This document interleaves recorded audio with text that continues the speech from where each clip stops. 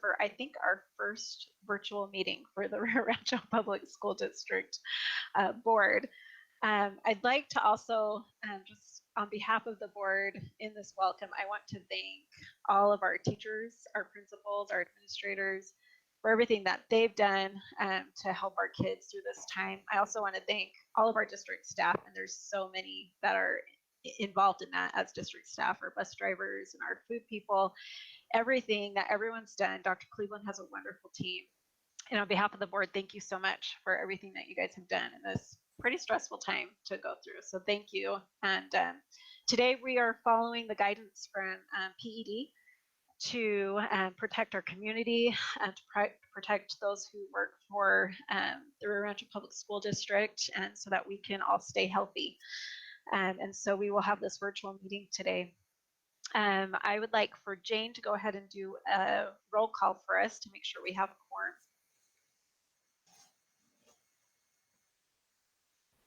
All right. Madam President Galbraith? Present. Vice President Morgan? Present. Secretary Scott? Present. Board Member Cullen? Present. Board Member Coleman? Present. Present. Thank you.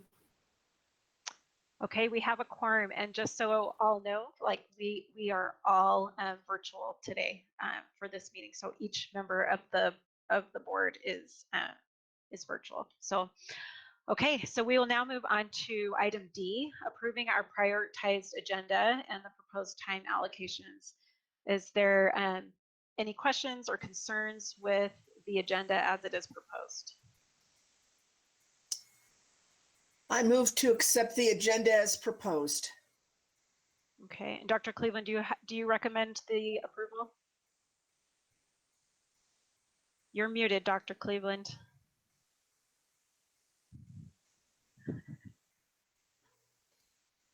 I'm still learning, but yes, I'm here and I'm unmuted. And yes, I do recommend approval. Okay, and do I have a second? I'll second. Second. Okay, Board Perfect. Member Cullen. Okay, thank you. I have a motion by Secretary Scott and a second by Board Member Cullen. Jane, will you please, we have to do all of these as votes with Jane calling it because we are all virtual. Jane, would you mind doing that for us? Yes, I will. This is a roll call, yes, no vote to approve the prioritized agenda. Madam President Galbraith? Yes. Vice President Morgan? Yes. Secretary Scott? Yes. Board Member Cullen? Yes.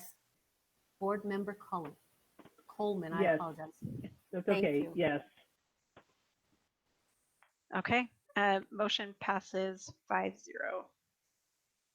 Okay, so we will now move on to the main part of our meeting, which is our business. Item A, we are going to review and discuss the Rio Rancho Public Schools Continuous Learning Assurances and Local Plan for New Mexico PED. We have numerous presenters for this. I believe our main presenters will be Carl Leppelman, our Chief Academic Officer, Renee Salsuedo, our Secondary SIO, Gianna Chenault, our Elementary SIO, Elizabeth Hikami, I'm sorry if I butcher your guys' last names, but I love you very much. Our Executive Director of Curriculum and Instruction, and also Luana Coleman, who is also our Executive Director of Curriculum and Instruction. I will leave it to Carl to start us off. Well, welcome, and President Galbraith, members of the board, Dr. Cleveland. Before we get started, I just wanted to say a couple of things, and that is, how about if I put my video on? That'd be actually helpful. Carl Leppelman, Chief Academic Officer. I think what I want to reflect on is during this time of uncertainty, it's amazing how people have pulled together to really unite and work to help our families, because during these uncertain times, everything is different and there's a whole high level of anxiety out there. So I think just everyone being cognizant of that has been very phenomenal. And I have to say that this plan is a result of a lot of people I think close to 100 people have actually looked at this plan. So our goal collectively, under challenging circumstances virtually, we've had multiple virtual conversations, meets, phone calls, emails. The people most involved in this have been the CNI executive directors. I'd like to recognize the people who have actually worked on the plan, as well as the curriculum coordinators in the CNI department. Certainly IT. IT has been phenomenal. They've had to pull together all kinds of people, get the Chromebooks, get the tech all completed. So I'd say the network team, the ed techs, and our educational technologists. Amazing amount of work in the IT department.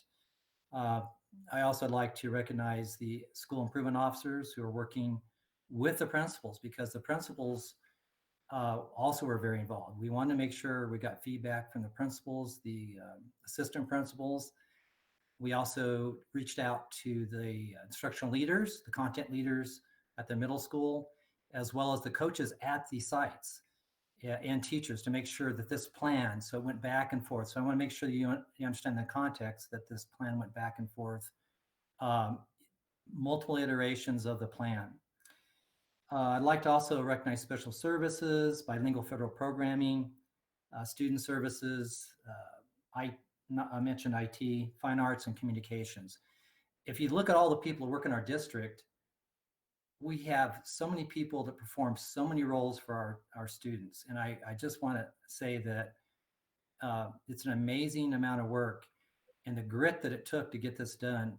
I can't even, people could give up, but we didn't. And that's what makes Rio Rancho Public Schools exceptional. So with that, you have in front of you a document that we think it's not totally complete in the sense that it's complete, but as we get this out to the staff, we're going to need to adjust the plans. I want to make sure the board understand that we will need to start working with our families, working with the principals, working with people to make sure that this plan is adjusted accordingly. So let's walk through, before we walk through the plan, I'd like to maybe structure our time together today. And that would be that we agreed, I think, President Galbraith, that, and Dr. Cleveland, we would actually go section by section. Is that correct? And then answer questions towards the end, at the end of each section? Yes, that is correct. Okay, great. So what I'd like to do is, there are 5 sections, and those 5 sections are basically the high school senior plan, which Renee will cover, and maybe myself a little bit on dual credit, the academic support, which Elizabeth and Luana will sort of drive that part, and then others contribute as needed. And then social and emotional supports. Tana and Jerry have worked very hard on that area. The family communication would be Elizabeth and Luana, with Beth talking about some things we're doing at the district level. So what I'll do is turn it over to Renee, and make sure as we go through this, it's sort of new to me and new to all of us, that we just make sure we announce who we are and what our title is. So are there any questions of me before we get started? I think you're good to go. Okay, thank you. I'll go ahead and mute to turn it over to Renee. Thank you. Hi, I'm Renee Saucedo, Secondary School Improvement Officer. And basically this first part of the plan, Jane, if you just want to scroll down a little bit, the first part of the plan is simply how are we going to graduate our seniors during this unprecedented time. Luckily, the counselors at both of the comprehensive high schools, they work with a student support team, which is made up of an assistant principal and 2 counselors. And that group of people start with students at the freshman level, and they work with them all the way through theirs until they graduate. Their goal is to get these students graduated. And it's been that way since they started as freshmen. So as we stepped into the 3rd quarter, they've already been keeping track of where kids are at. So when all of this happened at the end of the third quarter, right away they were able to get all of the information together and see who was on track to graduate at that point. So we have approximately 1,200 students, 1,200 seniors in the district. And of those 1,200 seniors in the district at the end of quarter three, about 90% of them were on track to graduate. So what we have to do is make sure that that other 10% is going to make it. And so in the learning plan, students are able, during this fourth quarter, they're able to improve their grades for the third quarter. A large percentage of that 10% that we need to work with just need to improve that grades in classes that they're already in. So basically what this, the first section says is students are on track to graduate. They need to complete the fourth quarter. So they need to participate. There will be a final. They need to participate with that. And those that were on track to graduate at the end of the third quarter, if they continue in the fourth quarter, complete their coursework, they'll have everything finished by May 8th. If for some, and all of these students have the minimum of 26 credits, which is over and above the state requirements to graduate. There are students who are at risk of not graduating, and that's based on the number of credits at this point in the plan. And those kids can improve their quarter three grades, which just by doing that, a lot of them will earn their credits. They may be taking credit recovery courses through Secondary Learning Center, and Dave Latham, who's the principal of Secondary Learning, is working with those students to continue. A lot of the students who were already off track to graduate had already started those courses, and so he's already been working with them. When the schools initially closed, those students continued working because they knew, and they were already on online courses, they knew that they needed to make up those credits, and so they continued working through those first couple of weeks that we were closed. And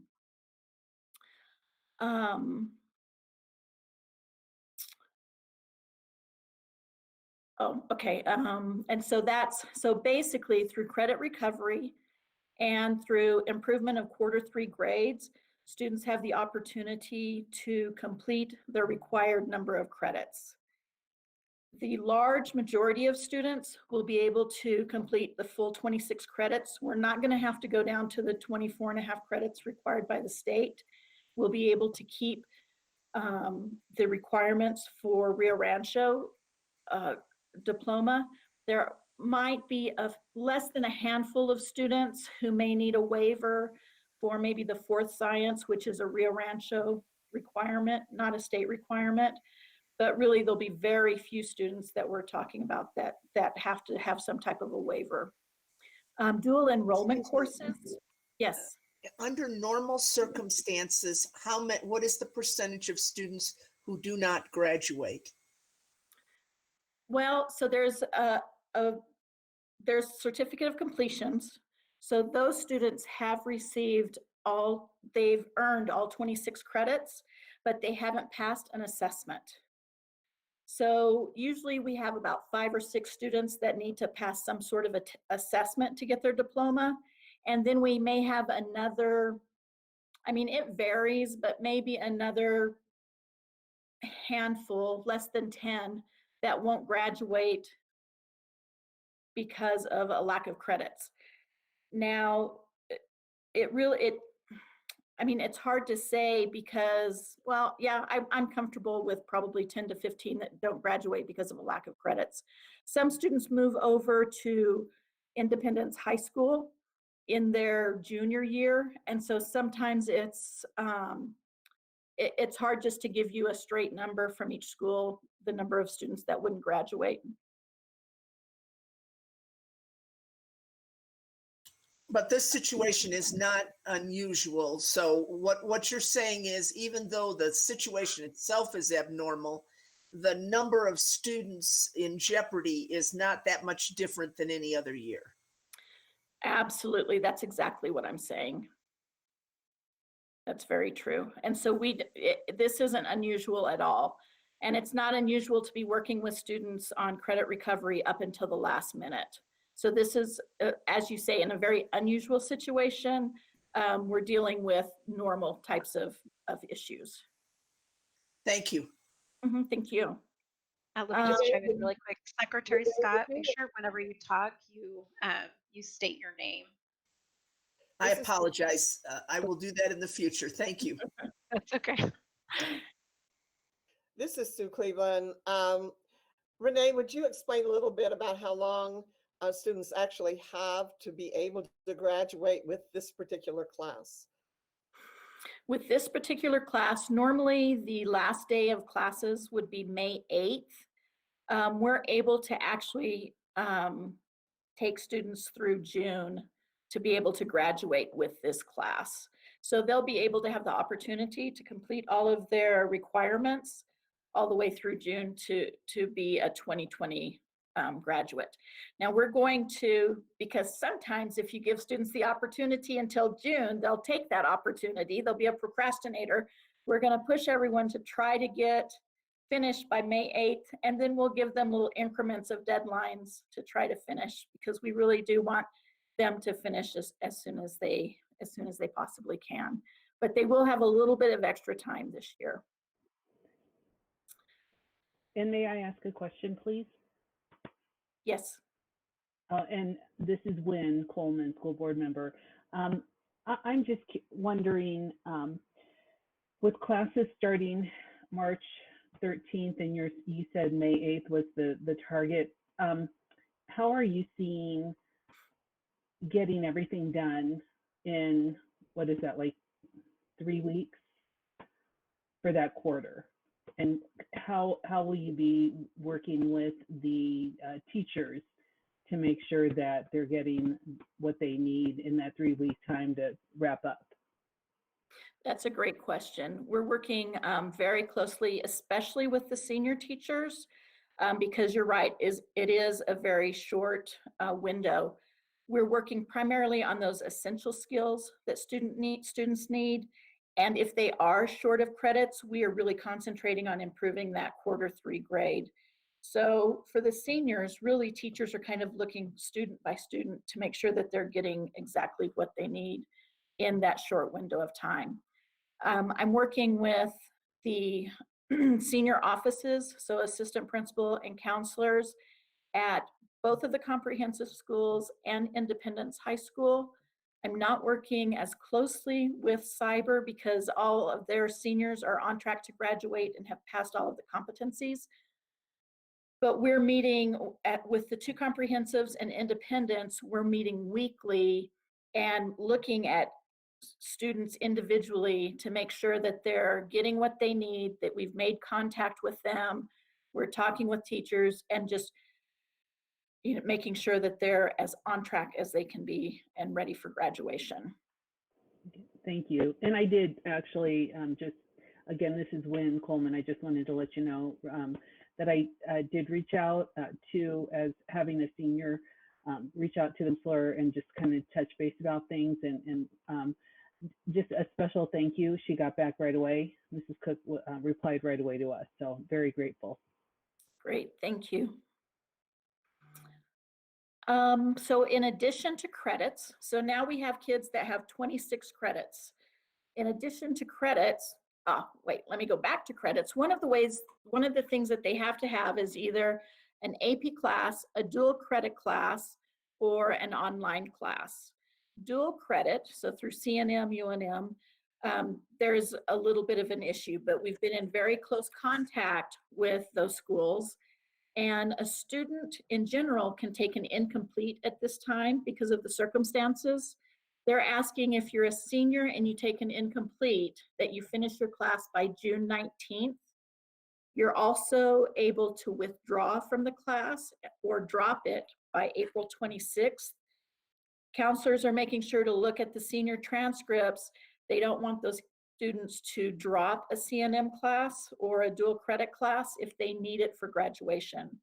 So that's another area that the counselors really have their eyes on, and they're making sure that we're encouraging students to just continue with their courses and try to finish them if they're a senior. So that's where we're at with the dual enrollment courses. The next section that we have to look at for graduation is basically the graduation assessment. And every student who graduates with a diploma has to pass an assessment in reading, writing, math, social studies, and science. So the big five. This year, obviously, we can't, when we get down to the end like this, we'll have a group of students who maybe one student hasn't passed a science exam. And so we're taking them out, giving them a study guide, working with them, giving them another exam, and we don't have that opportunity to do that with students this year. So those students who still need to pass an assessment, which is, I believe there were about 60 students who needed to pass an assessment, and that's also a really normal number. We're putting them on an Edgenuity class, which is our online class. We've pared it down so that it's really a review of the materials. The online classes, you're able to view exactly how long a student is working in that class, and they can tell whether you're actually idle. So if I've just turned on the computer, put the class on, and then go and watch TV, it'll show as idle. So it can tell if you're actually working or not. So we can tell that a student is actually doing their work, listening to the lectures, taking quizzes, but we've just pared it down to the essentials that they need. They'll take the test at the very end of the course, and that's how we're going to assess their competency in the big five. So that's our plan for testing seniors this year. It will only be for students that are graduating 2020. This will not move forward for other students. So that's basically how we're covering and taking care of our seniors. If you have any questions, I would love to answer them or try to answer them. Okay, we're gonna go try to do it kind of down the line. So board member Cullen, would you like to ask any questions or have any comments? Yes, this is board member Catherine Cullen. So I do have a couple of questions within that Edgenuity for to pass for the competency.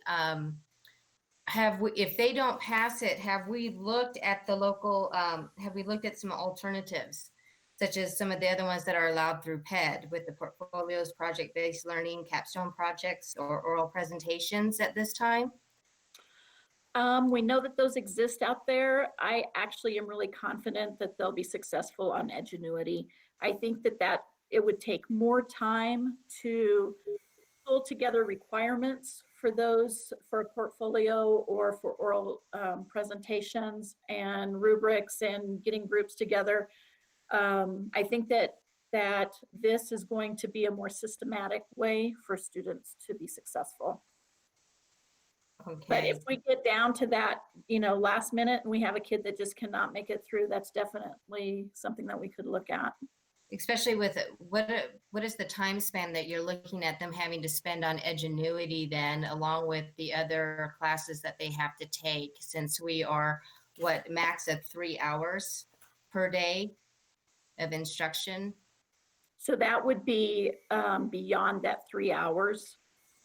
The other thing that we're looking at when we're pulling students, if a student is, let's say a student needs to meet the testing competency in math, but they've already passed their math class, we feel comfortable pulling them out of that math class and then putting them into the math Edgenuity for their competency, because they're still going through math instruction. So that's something else, and this is really, we're really just working with the counselors on a student by student basis and trying to figure out what's going to be best for that student and give them the highest opportunity to be successful. Okay. So then you have that, okay, we were talking about having their coursework done by May 8th. Mhm. And then the other ones will go through the work through May 20th for the other Correct. ones that are at risk. Okay. And so when I was looking at here under our CLP that we have complete fourth quarter courses with a passing grade of minimum of 60%. Are we implementing pass fail for seniors? For the fourth quarter, there'll be a pass fail, but the third quarter, the fourth quarter is a pass fail. They basically need to participate. The semester 2 grade calculation will be 80% of quarter 3, and they've had fourth quarter to improve that grade if they wanted to, 20% of a final. And that's how every student's semester 2 grade will be calculated. Okay.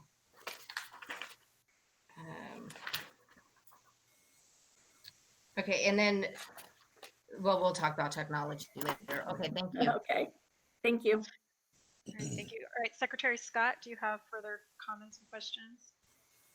This is Noreen Scott. Yes, I have a question. How will this affect students' overall GPA graduating?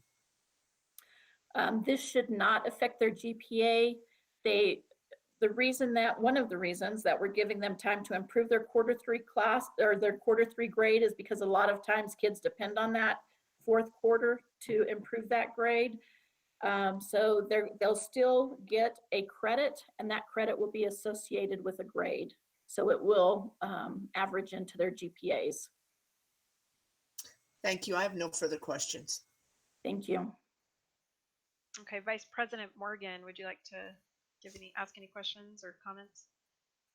Yeah, I just have one. With the delay, with everything going on, have you heard or has anybody mentioned about, from a transcript standpoint, with these kids wanting to go on to college? I would imagine that since college is delayed with everything, but will this impact the reporting of transcripts at all? Right now we're on the same timeline that we would have been. And so right now I don't see that happening. Maybe ask me that again at the end of May, but right now I feel like we're going to be able to be on the same timeline that we normally are. Okay. Thank you. Okay, Board Member Coleman. Yes, would you, if you could repeat, Renee, kind of how the grade is going to be averaged for Q3, Q4. You had explained it just a moment ago, but I just am taking notes and I'd like to go ahead and just hear that again. You bet.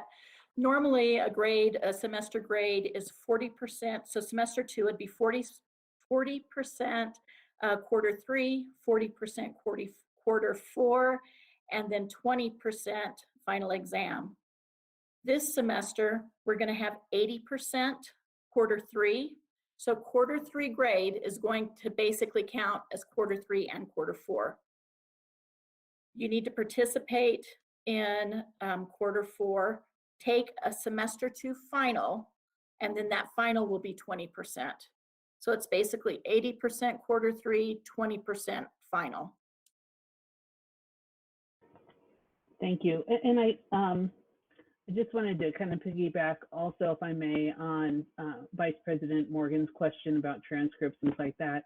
Do you see in any way any concern as far as, I know calendar-wise we're on track and everything's the same, but how about any of the nuances that would be different in how we're going to have to handle it, even if we are staying on track with the deadline? I really don't. I mean, I would need to talk to a registrar to be absolutely certain, but from working closely with the registrar at a high school for 11 years, I really don't see. A lot of it is electronic. When the grades go in, that's all linked to the transcripts. And so there is some work that the registrar has to do. Even requesting the transcripts is electronic. So I really don't see an issue at this time, but I will definitely look into that because that's an important question. Okay, thank you. And thank you for everything that you've done to initiate getting this prepared. Thank you. Okay, Board Member Cullen also has another question. Yes, this is Board Member Cullen. So I just, since 20% is the final exam for them, and since we're really kind of, I mean, they've been off of school for quite some time, and then we're trying to condense a lot of this within a couple of weeks. Has the EOC been modified? Um, or is it the same typical EOC that we've been using? Because my concern is what is the likelihood of them scoring a high grade on the EOC since of the lack of classroom time we're seeing? Great question. The final exams this year are definitely different than every other year. They are not the EOCs. We're allowing teachers at the school sites within their PLCs to create their own final exams. So it'll be based on what the students have been doing. Definitely different this year. So Thank do you have another thing, Catherine? Okay. What will the finals look like? Will they be taking those at their home? Are they going to be proctored somehow? How are they taking those finals? They'll be taking them at their home. It's going to look very different. It's they could be a project. It could be a this year is the year that teachers can be very creative with their finals. I would expect very few finals to be a multiple choice short answer type final. I think they're going to be much more creative this year. Okay. Thank you, Renee. And then Dr. Cleveland, would you like to give some comments before we move on to the next? I'll just make a couple of comments. I think the maybe the most important message that you hear is every effort is going to be made to get students through. I mean, this isn't a time when we're not looking to get our students through, to help them and support them. I think that there still has to be some responsibility on the part of the student to do the work and to follow through. And I know that's kind of hard because some have been off now for a while, and getting them motivated to get back on track may not be easy. But it isn't going to be, our goal is to get them through. And so I think they've done a great job. I think there's all kinds of different options. For example, if there's just one assessment, one area of their weekend, then all of the efforts are going to go toward helping them get through that 1 week area, and maybe modify some of the other programs if in fact they've already met the standards for those particular content areas. So I think people are really committed. The goal is to get everybody through. The goal is to help all of our students as much as we can, but they still have to do their share. They still have to do their work and be part of this last few weeks. So I think the team has done a great job. All right, thank you, Dr. Cleveland. Thank you, Renee, for that presentation. I think you had the hard one with seniors, so we appreciate that. Thank you. And I'm going to hand over the next section to Elizabeth Hikami and Lawana Coleman, who are the executive directors for curriculum and instruction. Good afternoon, everyone. This is Elizabeth Hikami, and I'm the executive director for elementary curriculum and instruction. There are many of us who will be presenting during this lengthy section of our presentation, and so we will wait until the end of this section to take questions so that we can share all of the information in its entirety for you. So I'm just going to begin with an overview of our work this week.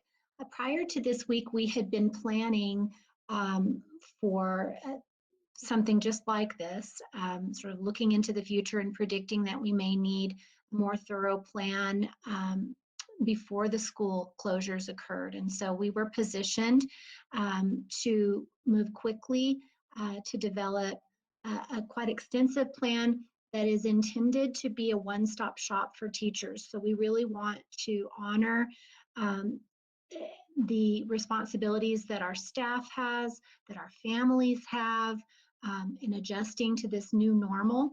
And our focus is really on protecting the social, emotional health of everyone, and really having a focus on the well-being of our staff and our community.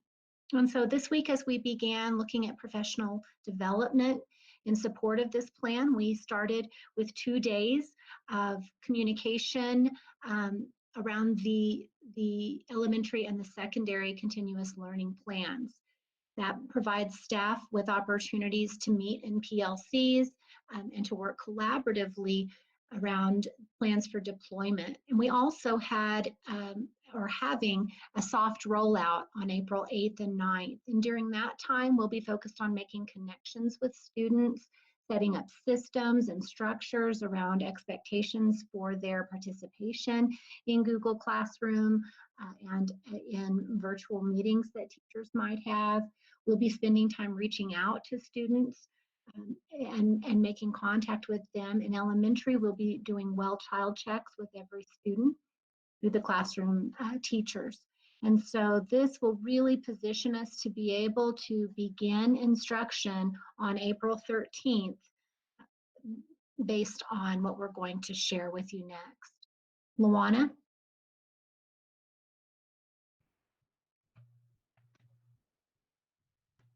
Hi, everyone. Luana Coleman, Executive Director for Secondary CNI. And so Kurt Schmidt sent out an article that I thought was really spot on about where we are.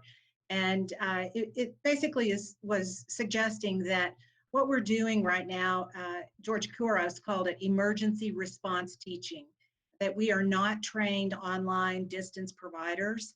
And that so we're doing something that lots of people around the country are doing, but that we haven't had the pedagogy for, we haven't had the training for. There are degrees in this kind of instruction. And so we're in this emergency kind of situation.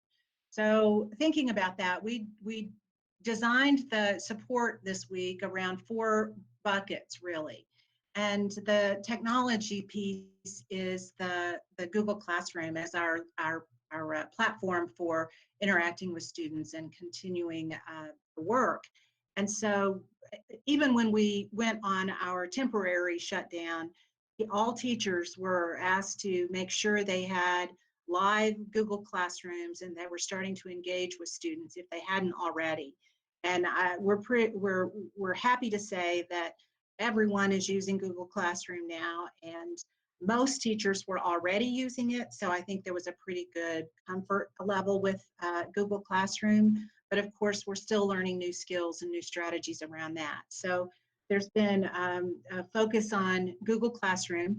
And I appreciate everybody saying that we're trying to protect the social and emotional well-being of everybody. So we're not asking teachers to run out and learn all this new technology in these 2 days so that they can begin something new when they start school back on Monday.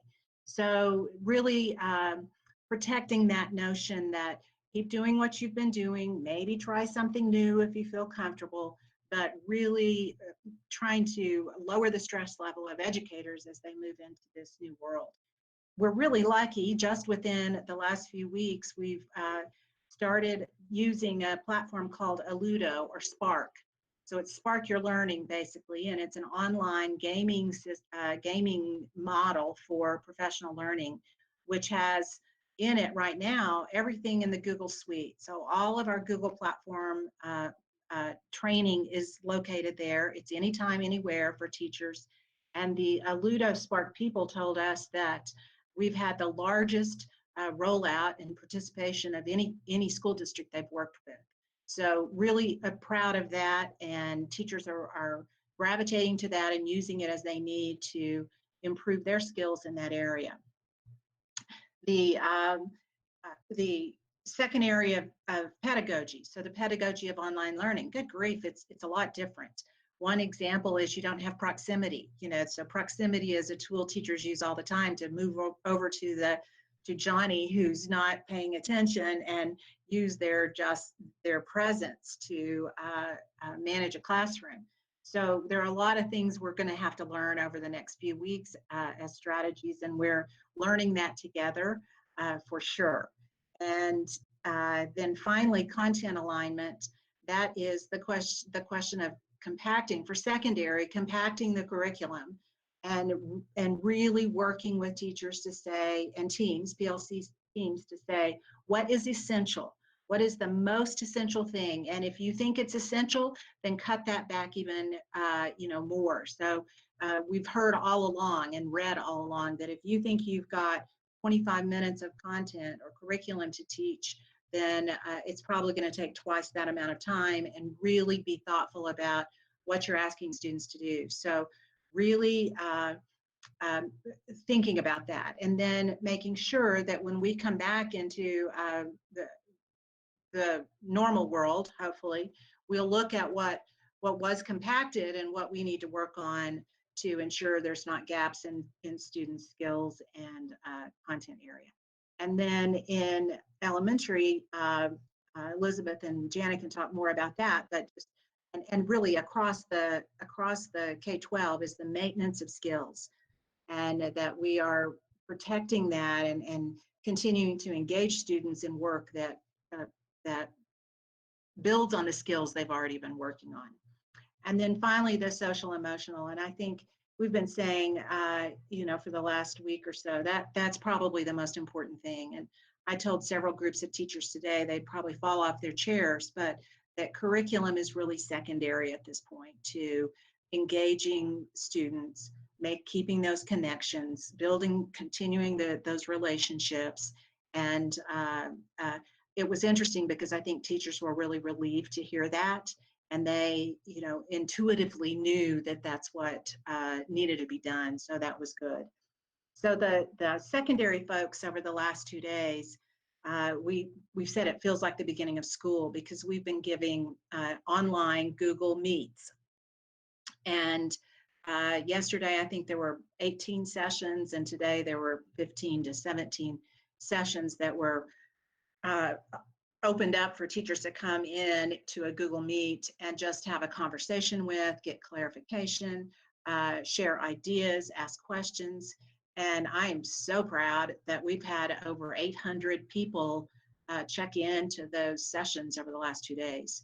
So the secondary folks are tired, but feel good about it. And we got lots of positive response that it was helping teachers. And we're going to continue that model throughout the rest of the semester by just giving some various times for people to come in and check and talk and clarify and bounce ideas off each other.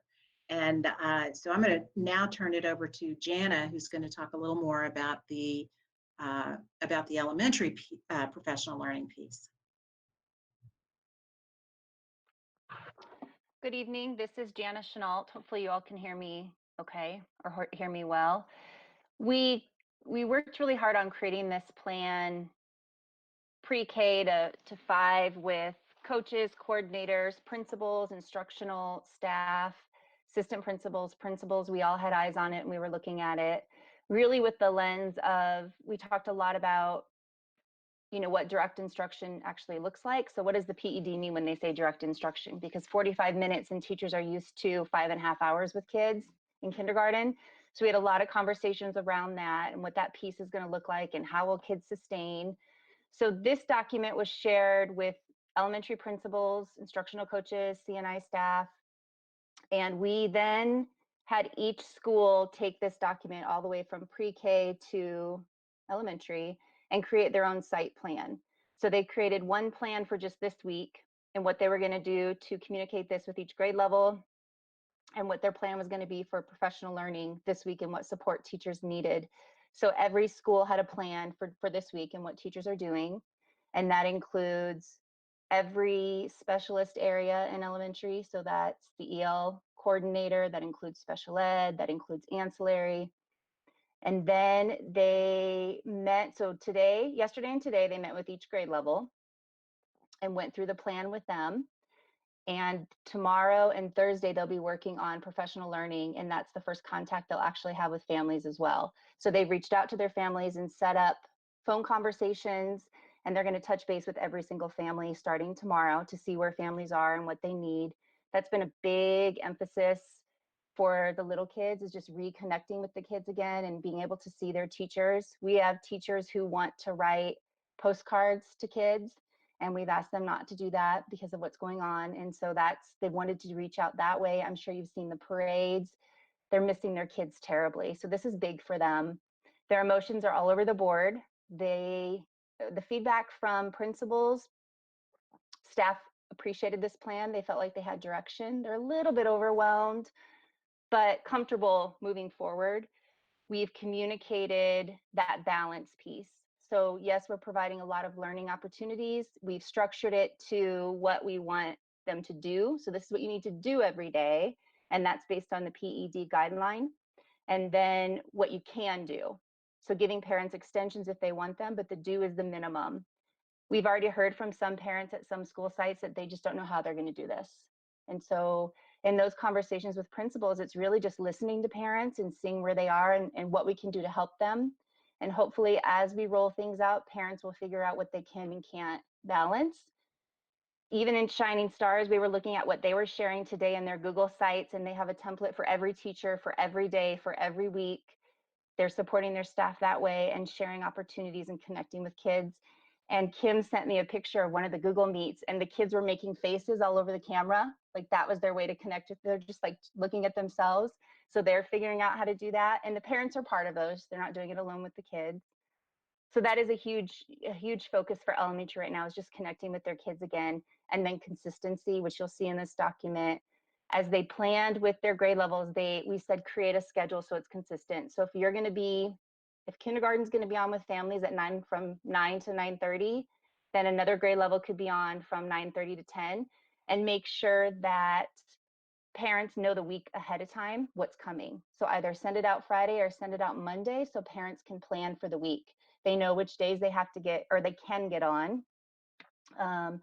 And they have an idea of what's coming, and that's including with Kurt, we're working on the fine arts piece. So parents know where those opportunities are throughout the day as well. So that's a huge focus of our planning. And Elizabeth, I'll turn it back to you. And if I missed anything, or if you guys have questions about the specific elementary school plans or the preschool plan, I'm happy to answer those.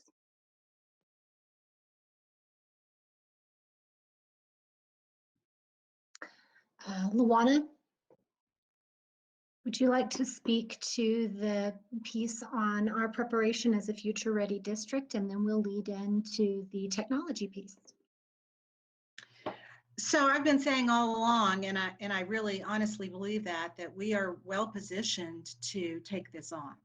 That we've spent the last 5 years preparing as a future ready district with our Chromebook rollout, really talking about what it means to integrate technology. We have instructional materials that all have digital components.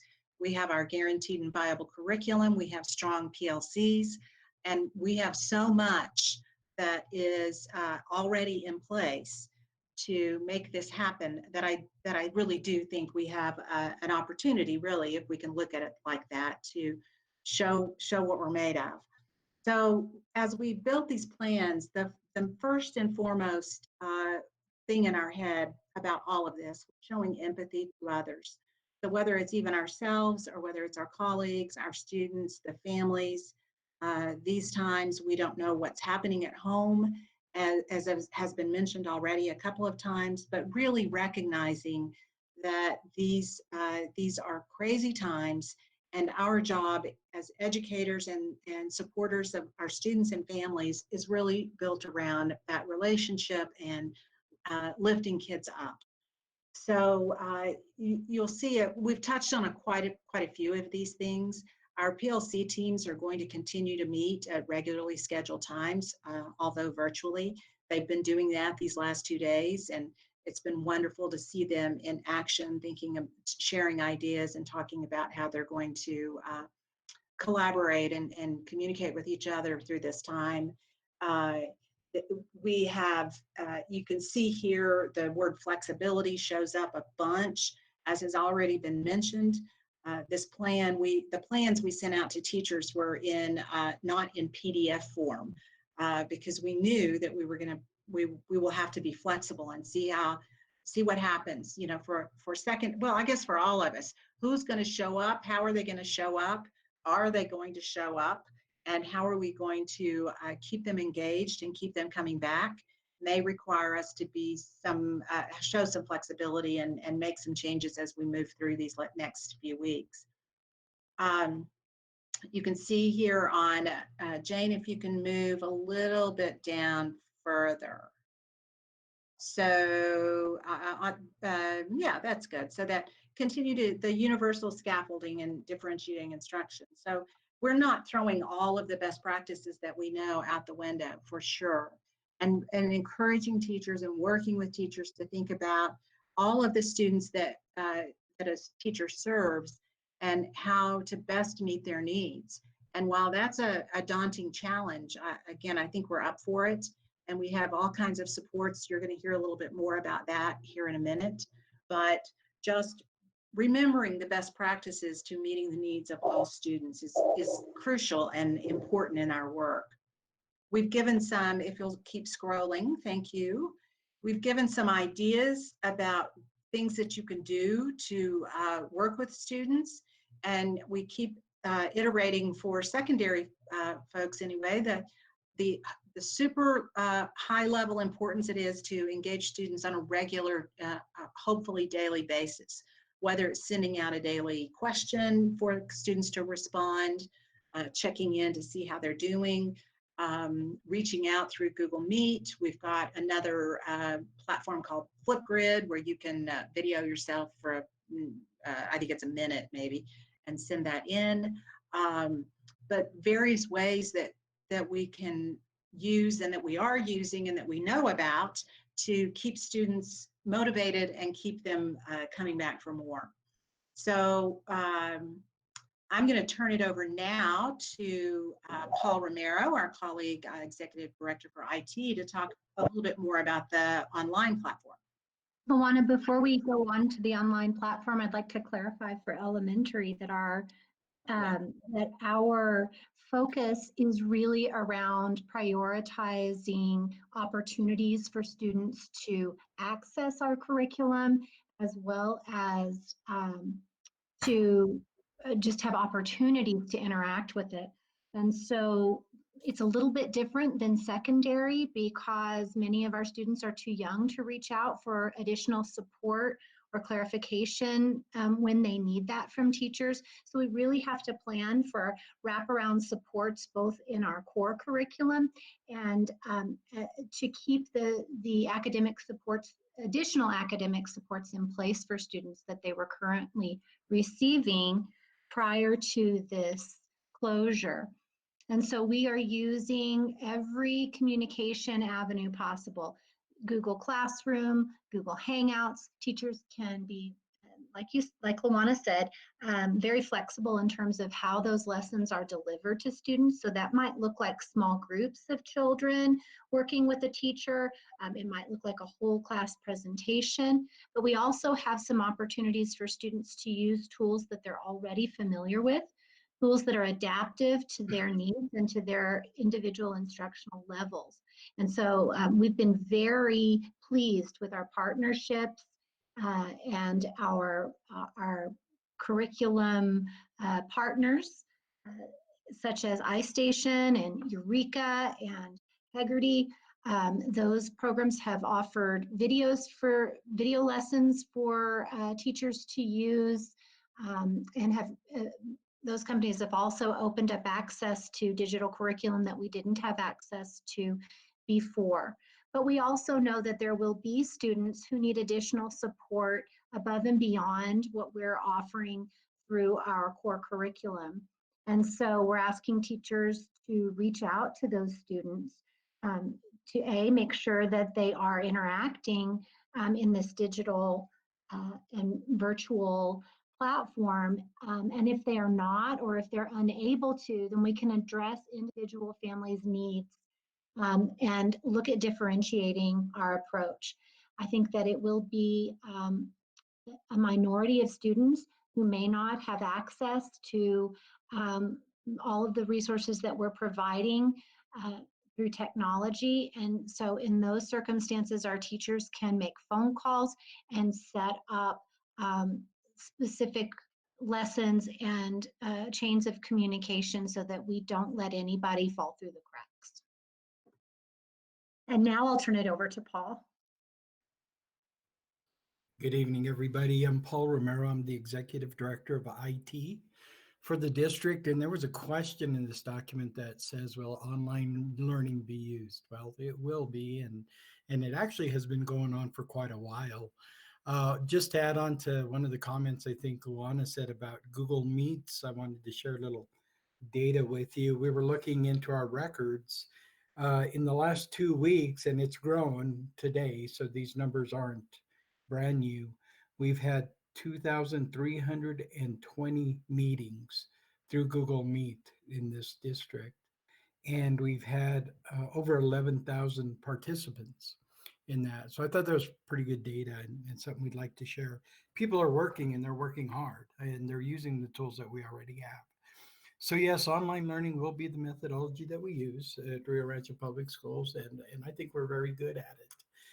It goes on to mention some of the tools that the ladies did talk about earlier.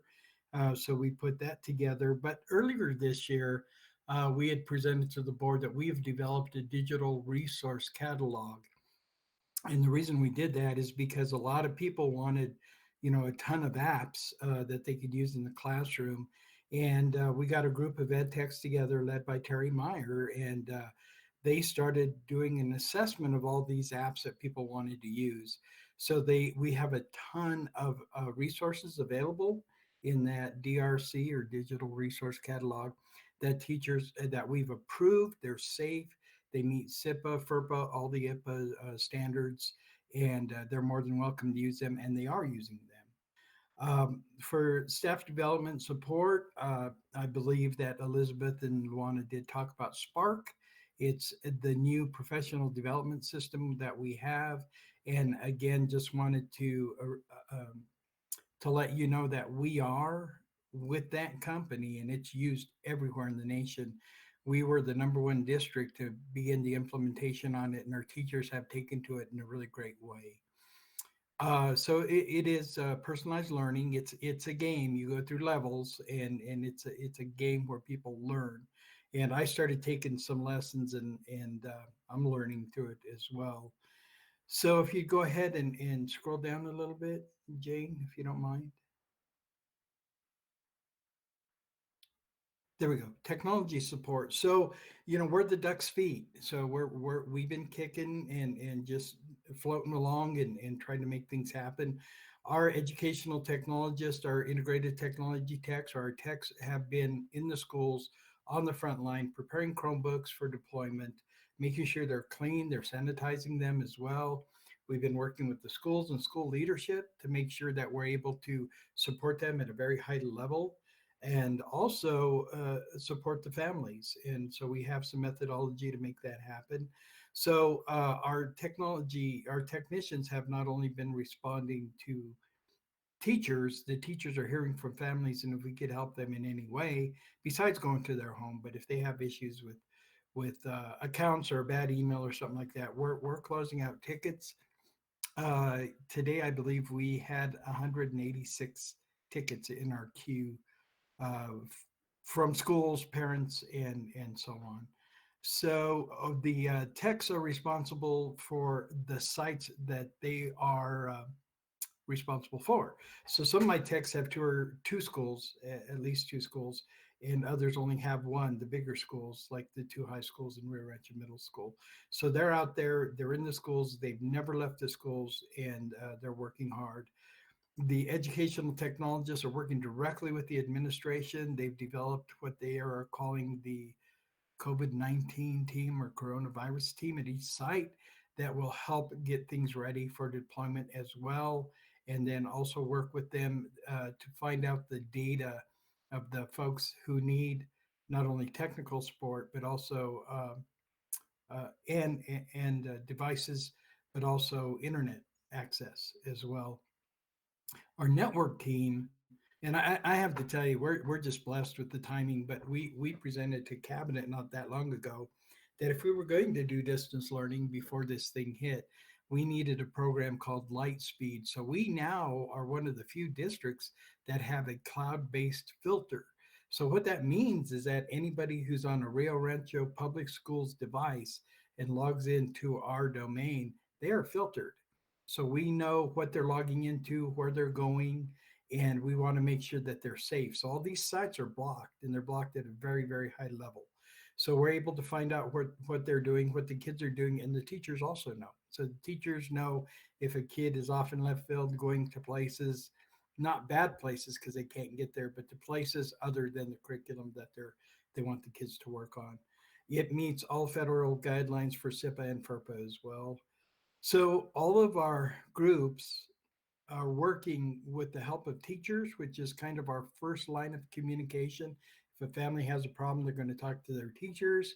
We have an ed tech, we have a tech at that site. We're using the service desk. They're able to put in a ticket, and we're going to respond as quickly as possible to any of them. Our number one focus is student engagement. That's what we're working on right now. We have a ton of tickets. We want to make sure our teachers are taken care of and our families are taken care of. How will we ensure that we have access to devices and the internet? Well, that's what we've been doing. We had to determine what the need was, and that was kind of what took us the longest. We put out some surveys out there, and we got some surveys back. There happened to be a couple of surveys that was sent out, so we had double the data that we needed. For example, if a family filled out a survey and then the survey was again posted somewhere on social media, they filled it out again.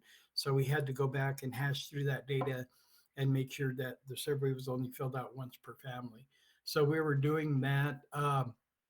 Once we collected the data, we designated times for people to pick up the Chromebooks and to also work with a new partner for Rio Rancho Public Schools, a company called Sparklight. It used to be Cable One, but Sparklight is the internet access for them. They also have a help desk. So if people have trouble connecting to their services, they call an 1-800 number.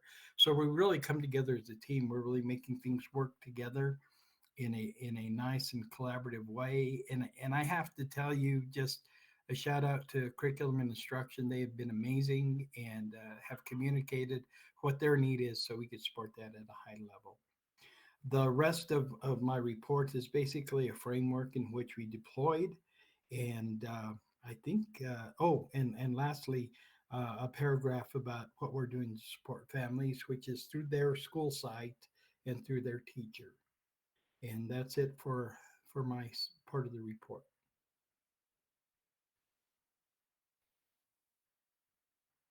And I don't know who's next. Is this the time now for us to ask questions? This is Noreen. Let me check with Elizabeth. Do you have more, Elizabeth, to go through before we go to questions? We can certainly break at this point for questions. We have two more presenters who are going to speak to you all about how we're supporting students with disabilities and our English learners. And then we also have a section in this portion of the presentation to talk to you about communication and check-ins in terms of the expectations for teachers checking in with students. Would you like to pause now and ask questions, or would you like to move through the remainder of this section? Let's pause and do some questions because I think that was a lot of information. If you don't mind, Noreen, I'm going to start with Board Member Cullen, and then we'll go over to you for questions to this point. Thanks, Elizabeth. You're welcome. Hi, this is Board Member Catherine Cullen. Okay, so when I'm looking over on page 19 for the educational delivery, because it's quite extensive list of resources that you guys are going to be using, which is online digital curriculum, ReadyGen, My Perspectives, HMH. I just wondering, since we're implementing this, if the kids are going to be able to have access, and if parents are going to, I think it kind of looks overwhelming when I see it on paper. And so I'm just wondering how that is. Are they only going to use like one or two? Or are we going to try to get this all implemented with these students? Because to me, it just looked very overwhelming. Right, it is overwhelming, but we've been able to structure this in a document. Actually, it's a hyperlink document that was shared with every school. So we have one for elementary and one for secondary. The elementary document has grade level specific information in links that are labeled for each grade level. So as an example, a teacher would open that link and he or she would find expectations for instructional minutes, essential standards, and we picked as few as we possibly could to maintain the knowledge and skills that students have already developed this year. We picked standards that are overarching and that apply in many ways in terms of preparing them for success next year. And we aligned lessons to those specific standards. We also provided lots of flexibility and additional resources for teachers to use to build onto those lessons and make them engaging for students. And most importantly, we really pared down the resources because there's just so much out there. Luana can probably second this comment, but I filter through an enormous number of emails every day since these closures have happened from different vendors trying to entice us into using their resources. And we've really tried to push back on that and hold off, really only making the resources available be resources that we're familiar with, that our students are familiar with, seen before. So we want to reduce as much of the new learning as we possibly can while teachers are trying to adjust to this new pedagogy, really. And as we said already, and we'll continue to reiterate, our main focus is on the social emotional support for students. So we want to make access to this curriculum, and we want the tasks to be as accessible as possible, but as relevant and meaningful for students too. And that way they'll engage a little bit more deeply in the work. And I had a question. So we know that there's another district just down the road that is using PBS for a classroom and for some studies that the kids can log on YouTube. Have we looked at doing YouTube videos for some grade level, kind of like what they're doing it both on YouTube and PBS, but to have some teachers be able to upload into YouTube so they can be learning? We're absolutely, yes, we are absolutely using resources that are very similar to that. We, many of the companies that we're currently working with have offered recorded lessons. So as an example, Eureka Math has a series of recorded lessons taught by their master trainers. And so a teacher would be able to assign that video for students to watch anytime, anywhere, and then possibly hold a virtual classroom session to support application of that learning. And certainly we can market and advertise the PBS broadcast so that students have access to that as a supplement. However, they don't align to what kids are already familiar with. So they would be additional enrichment types of lessons. But like I said, we want to make sure that students are familiar with the materials that we're asking them to interact with and that they have multiple ways to access those materials. Okay. And then this is kind of for Paul, since we were just talking to in reference to the technology for the distribution, because I was looking at the schedule. We're looking at April 9th and then the 13th for distribution of the Chromebooks. Seniors are to get it tomorrow on the 8th. Is that correct?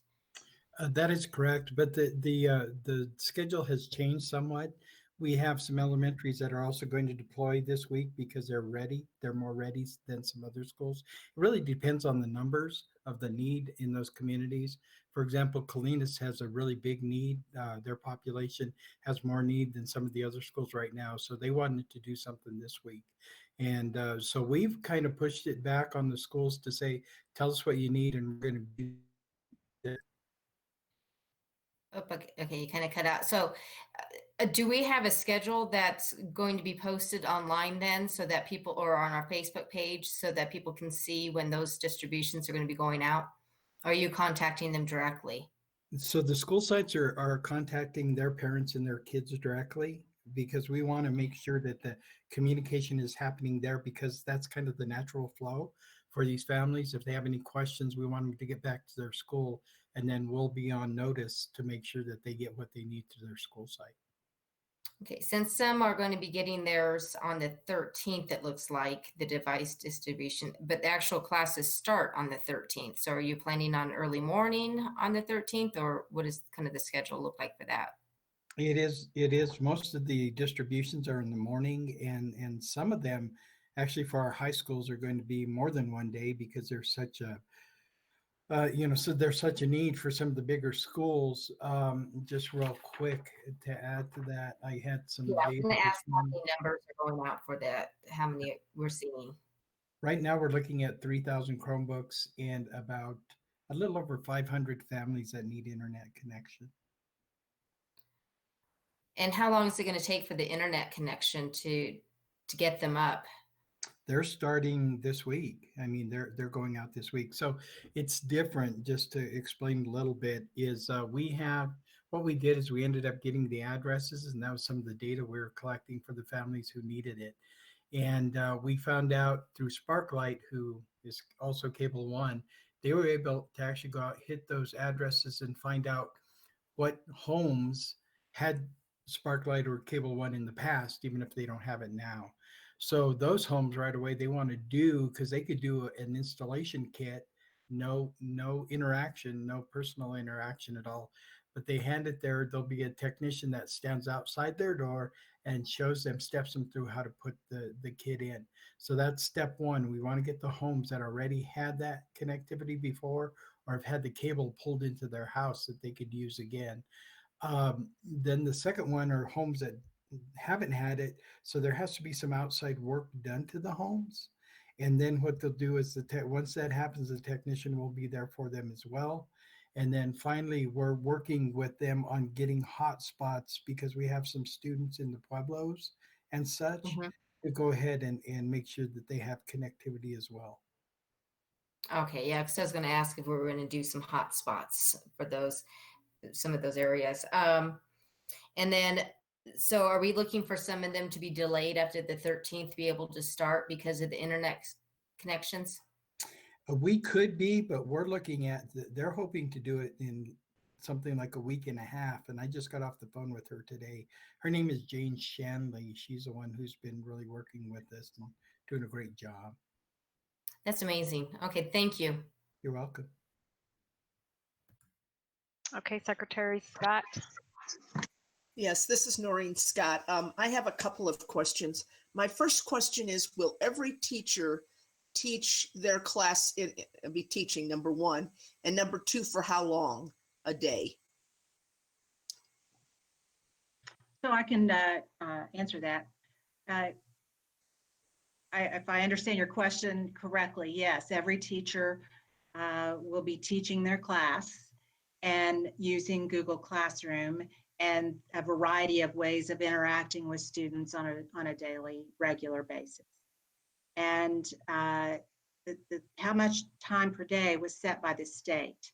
So Elizabeth alluded to the elementary, and that was 30, I think it's 30 minutes a day of online face-to-face instruction. For middle school and high school, it is 3 hours a day total, which breaks down to about 25 minutes per class per day. So teachers are very aware of that. And as I was kind of saying earlier, really been talking to them about being very thoughtful about what that looks like. And consider that you've got students now taking, 6 or 7 online classes. And so we have to be very cognizant and very aware of what that looks like in its totality. And also be really aware of what family situations look like with, we were just talking about devices. And you have families that are sharing devices. You've got families that maybe don't have enough connectivity. And so they have to space out when someone's online, and all kinds of things that make it challenging. So again, that's been something we've really focused on with teachers, to be aware of that. Did that answer your question? It did. I'm a little bit surprised. I guess I didn't understand that it was only 30 minutes per class. I mean, per grade, all day. So in essence, an entire week is 2.5 hours No, of I'll instruction. clarify that. I'm sorry to interrupt you. I'll clarify that the state set up and communicated expectations for direct instruction, and those are developed based on age and developmental appropriateness. So for pre-K students, their timeline is 30 minutes per day of direct instruction. Kindergarten and first grade is 45 minutes. Second and third is 60, and then fourth and fifth is 90 minutes. And we're defining direct instruction as a teacher's interaction with students, lessons that teachers might assign to students, and activity on independent work that students might be doing. But 45 minutes is really not sufficient time to be able to cover all content areas to the extent that we would like to do that. And so we're looking at all kinds of ways to be flexible. Some schools will be alternating content on various days. They'll be working in collaboration with interventionists who are already providing services to reach out to families for additional support that they might need above and beyond those identified minutes. And then they're sharing that time with other teachers like fine arts and PE teachers, and we'll speak to that in just a few moments. And so we do have to be flexible within those parameters, but we're also asking teachers to think about, and I believe Jana mentioned this when she was speaking, we're asking teachers to think about can do and must do types of lessons. So that way, if parents would like some more options in addition to what instructional time has been set aside by the state, then they do have opportunities for enrichment and extension as well. Thank you. My next question is for Paul. You referred to light speed as a filter. Is that how we're going to safeguard the use of the internet that we're putting into people's homes? Is that how we're going to protect our kids through that? Correct. We have a filter. It's the same filter that the kids would use in school right now. So we have the same parameters. If they log into a Rio Rancho Public Schools device with their log on, they're going to be filtered at a very high level. So light speed is our cloud filter that we're using at this time, and it's actually it's the number one-to-one device deployment filter in the world. Do we have access to Spark as school board members? Can we look at some of these programs? I believe we could give access to anybody in Spark. Actually, the content of Spark is not only through IT and the ed techs, but also through curriculum instruction. But I took a course in how to use Spark because I'd never used it before. So I'm learning through it as well. But you could put trainings in there that concern SIPA, FERPA, COPA, all those kinds of trainings. It's just an amazing tool. Well, I'm learning throughout this entire presentation, and I thank all of you for your hard work. It is overwhelming to try to understand everything that you all are accomplishing. So I thank you for answering my questions, and I have no others right now. Thank you. Okay, thank you. We're going to have Vice President Morgan. Do you have anything you'd like to say? And I just want to remind everyone to make sure that you say your name before you give your comments. This is Jeff Morgan. I don't have any questions, but I echo what Noreen said. A very good job. Thank you so much. I had the privilege of talking to some of my coworkers who have kids in school in the Arizona market, and it's not going as smooth as things are going for us here in Rio Rancho. So kudos to you guys fantastic job. Thank you, Jeff. And then Board Member Coleman. Hi, yes, this is Wynn Coleman. I do have a few questions. I just wanted clarification. When it comes to instruction, will all of the students be a part of the class at the same time? And will everybody be seen? And are there ways to just make sure that the students are, if that's the case, the students are behaving appropriately? Thank you for that question. So there, Catherine's laughing. this is Luana Coleman, Executive Director for Secondary CNI. Yeah, we've heard lots of stories of sort of online misbehavior. So teachers are very aware that they can't walk away from their Google Meet. And I learned today, for example, if they do a Google Meet like this, that they have to be the last one to leave, because if they checked out, students could continue to interact with each other. So, you know, there'll be some learning around that. But the Google Classroom, in the virtual classroom, all students can interact in a written manner. So you could have a discussion chat going on where you're seeing each student in that class. So it's done by class. So a teacher would have 6 classes in a high school setting and would interact with each class similarly to how they do in real life. And same thing would happen if they do a Google Meet. And there are some safeguards that can lock down students' ability to chat, for example. And what we're asking teachers to do in these next couple of days is set expectations and set the norms and requirements of behavior. And you know, as Tana will tell us in a few minutes, all of the safeguards and the supports for student behaviors and student attendance are still in place. And so we're hopeful that students are going to rise to the occasion, and recognizing that we still have to manage classrooms much as we do now.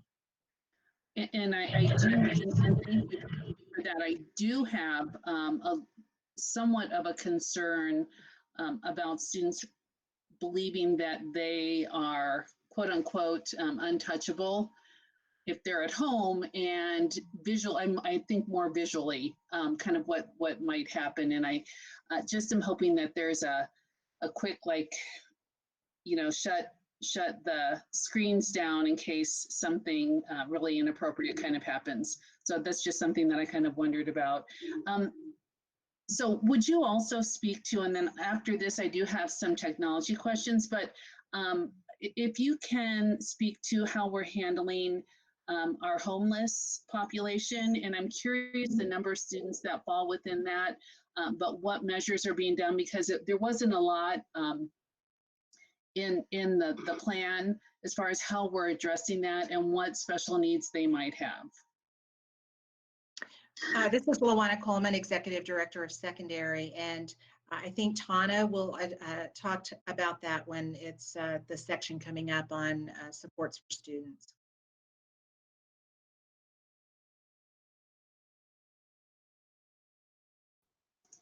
And then I did have one last technology question, and I don't know if Paul could answer this. Do you have any idea the turnaround time if with the Chromebooks that we're distributing to the students, if they submit a ticket due to problems, do you have kind of a target of what you're hoping to be able to go ahead and address any tech needs for the families? This is Paul Romero, Executive Director of IT. We want to resolve every ticket the same day. That's our goal. Okay. Okay. And thank you so much. Again, I just want to say I appreciate all the effort that everyone's put into this, and just very appreciative. So thank you, everybody. And that's all I have. Thank you. And this is Amanda Galbraith, Board President. You guys, I think, have asked a lot of good questions, but I just want to say thank you. I just feel like there's, with your presentation, there's, as you were saying, just a lot of like, let's not stress, let's not stress, let's not stress. And I appreciate that. As a teacher, when this all happened, I started moving into an online platform, and I sat there and stared at my computer those first couple of days, just not even sure where to go. And so it is really stressful for teachers to kind of move into this platform when you're not used to having to, you have your voice just to easily speak. And so I just wanted to give my appreciation for you expressing, that, we're not trying to stress anyone out, and including our families, our students, and our teachers. And so thank you for doing that. Thank you for supporting them. Dr. Cleveland, would you like to give some additional comments before we move on? Just a couple of things. And I appreciate your comments, because there's plenty of stress to go around for everyone, whether it's the family, the staff, whatever, and everyone is really struggling to make it work, but we are making it work.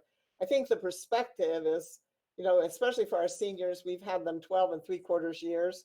And so most of what they needed to learn, they've learned by now. And but we just need to make sure they make that final lap around. And then for the remainder of our students, as we said, is to keep them engaged, keep them involved in school to the greatest degree that we can, and try to maximize the time that we have left. I would tell you that I think the fall will look different than it has for many years. I think as we come back in the fall, we're going to have to focus a lot on remediation, review, trying to get students caught up that maybe have not been as involved in these next few weeks as we would like them to be. So fall will look different than it has in a long time. I think there are some silver linings out of all of this. I do think that the technology skill of our teachers is greatly improving. We've always had some that were just superstars in that area, but more and more are really building their knowledge and skills now, and building their confidence. And so I think long term, this is going to have a really positive impact on teachers' ability to utilize technology effectively. It's kind of an interesting lab experience in a sense. And they're trying new things and learning new things. And so I would just tell you, I believe that there may be some inappropriate things. There may be some mistakes. There may be some missteps. But it's better that we're moving forward and doing what we can than to be too, just, letting that keep us from doing what we need to do. So put every safeguards that we can in. But this is new to everyone. And so I think we have to know that there'll be some learning that will come out of that. I do want, again, just to mention that many of our teachers have children at home too. And so they're trying to balance their own children's education and their classes with their teaching. And it is extremely challenging for our teachers. And I just want to thank them for all of the work that they put in it. The other comment is, we've talked with folks who, have called here, called staff, whatever, and they tell me that fear and emotions are running very high. And so that need to be able just to continue to be reassuring and tell them that we are moving on, and we're going to have some really good experiences for our students, I think will really help them. One of the challenges that we are facing, and we've talked about, and we haven't really worked that all out yet, is just something as mundane as attendance. How do you keep track of attendance in all of this situation? And how do we report that attendance? And so I think that's something that we're working on. And then I just want to underline what both Elizabeth and Luana said, that students will have the direct instruction, but teachers are assigning other things for them to do. Things that they might read, games they might play, so there are opportunities for enrichment and expansion for those who definitely want that. One of the questions I had the other day, and I think they've answered it really well, is what if I'm a parent? And despite all that's been said and done, I'm totally lost and frustrated, and I just don't know what to do. So, as Paul mentioned, they should come first. And if they're still struggling, they should contact the principal. We've even had a few that have called here, and our front desk is taking that information and then putting them in touch with the right people at the school site. So we have various ways where a parent can reach out and say, I'm just struggling, things aren't working for me. I need some help, and we've got the process for doing that. We mentioned APS, and having talked with Raquel, they are trying to get Chromebooks out, and they are trying to do some of the things we're doing, but they're not going for a total digital conversion. And so many of their families did not have internet, and I don't think they're trying to get out and get the internet installed. I think they're trying to get their Chromebooks out.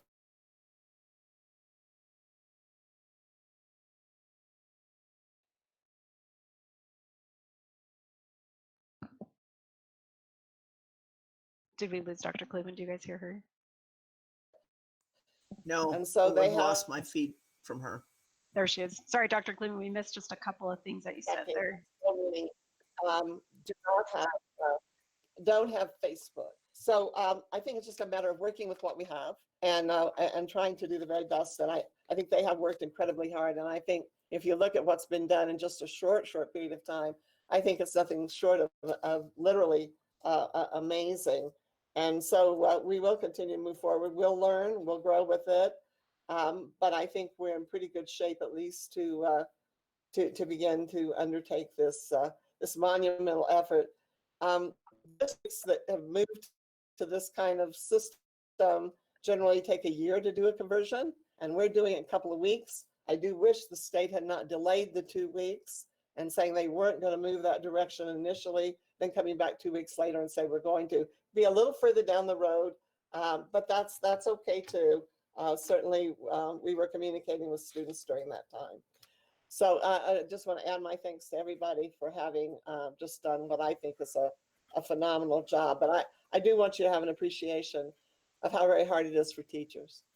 This is not an easy task at all. This is Lawana Coleman, and Executive Director of Secondary CNI. And if I may, I'd like to end this section on a really upbeat note and read an email that I just received from a teacher. She said, I just wanted you to know that I'm excited about trying new things. Glenn Scientific has made free of charge their digital dissection program. I registered for the full body system pig dissection and have received access codes and passwords to use with all of my 140 anatomy and physiology students. Of course, I'll review it thoroughly and make sure it's appropriate, but if it checks out, I will have my students use it as an interactive final possibly. I like the idea from the Google meeting this morning about spacing out elements. I envision, yesterday I had access to my deep cleaned classroom and brought home a couple of sheep brains in a jar that I plan to dissect in real time online and record in my kitchen. Of course, all safety precautions will be in place. And my students may watch and check in with questions for a grade. So she sent us a photo of that. Thus, I am really excited, and I hope I can get my students excited too. So there's that, a really nice way to end in this section anyway. Thank you so much for sharing that. And it's funny, we were just talking about how these things hit us all of a sudden, but just hearing that, I don't know, made me emotional. I just love our teachers and our staff. So thank you. Elizabeth, who would you like to go next? I believe our next section will be led by Jerry, and he'll speak to our supports for students with disabilities. And then Suzanne Nguyen will jump in, and she will speak to our supports for English learners. Good evening, everyone. I'm Jerry Reeder. I'm the Executive Director of Special Services. And these are some exciting times for special education because the feds basically said we have to have an amendment for every IEP that we have out there. So because New Mexico includes gifted in special education, we also have to do an amendment for every gifted IEP. So over the past week, we've been creating what we've called the Individual Temporary Learning Plan that teachers are going to have to go basically call and amend every IEP without a meeting, basically through a phone call with the parents. So, some of our small group teachers probably have around 8 students, and some of our gifted teachers may have up to 60 students So depending on that, they have a lot of work in front of them in the next, this week, and we've given them enough time to try to reach out to parents and get this paperwork done by next Friday. But, we realize that in some cases that might not be able to happen. We have asked them to utilize all our related service personnel to help them reach out to parents. So that's speech language pathologists, social workers, occupational therapists, and so forth. But, so we are asking them, service is going to look different for every kid. If they have inclusion classes, then, is that special education teacher going to be still doing inclusion? And is that how the IEP is going to look? Or if they're small group, we also understand that some of our students require intensive services, and they might not be able to be served during this time. And we're going to have to provide additional services when we come back to school next year. So part of this individualized temporary learning plan, we've included a survey so that our teachers can understand what our family needs are. Did they sign up for that computer from IT? Do they have the internet? Do they, is someone going to be available during the day to help the child, or are the parents going to be, working online themselves, or is it a grandparent? So we need our case managers to find out some of these important things. Are they going to want to receive their services online? Are they going to want to receive them telephonically? If they don't have that capability, are they going to want some kind of resource packet that we are able to pass out to them through the lunch drive-through? So, we all of our ancillary staff are on call, SLP, social workers to family needs. And so it's just our special education staff working hand in hand with the general ed staff and ensuring we meet all of their needs and making accommodations. And, if it's an inclusion class, are they breaking stuff down and giving it to them? Are they adding extra videos? So it is going to be a learning experience for all. But I think our staff, I think they're going to be able to handle it. And so the Special Services Department is excited. Do you have any questions?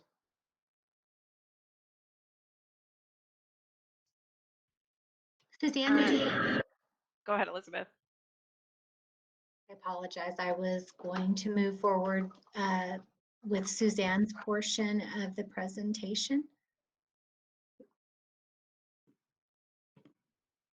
Hi, everybody. This is Suzanne Wynn, Executive Director of Federal Bilingual and Native American Programs.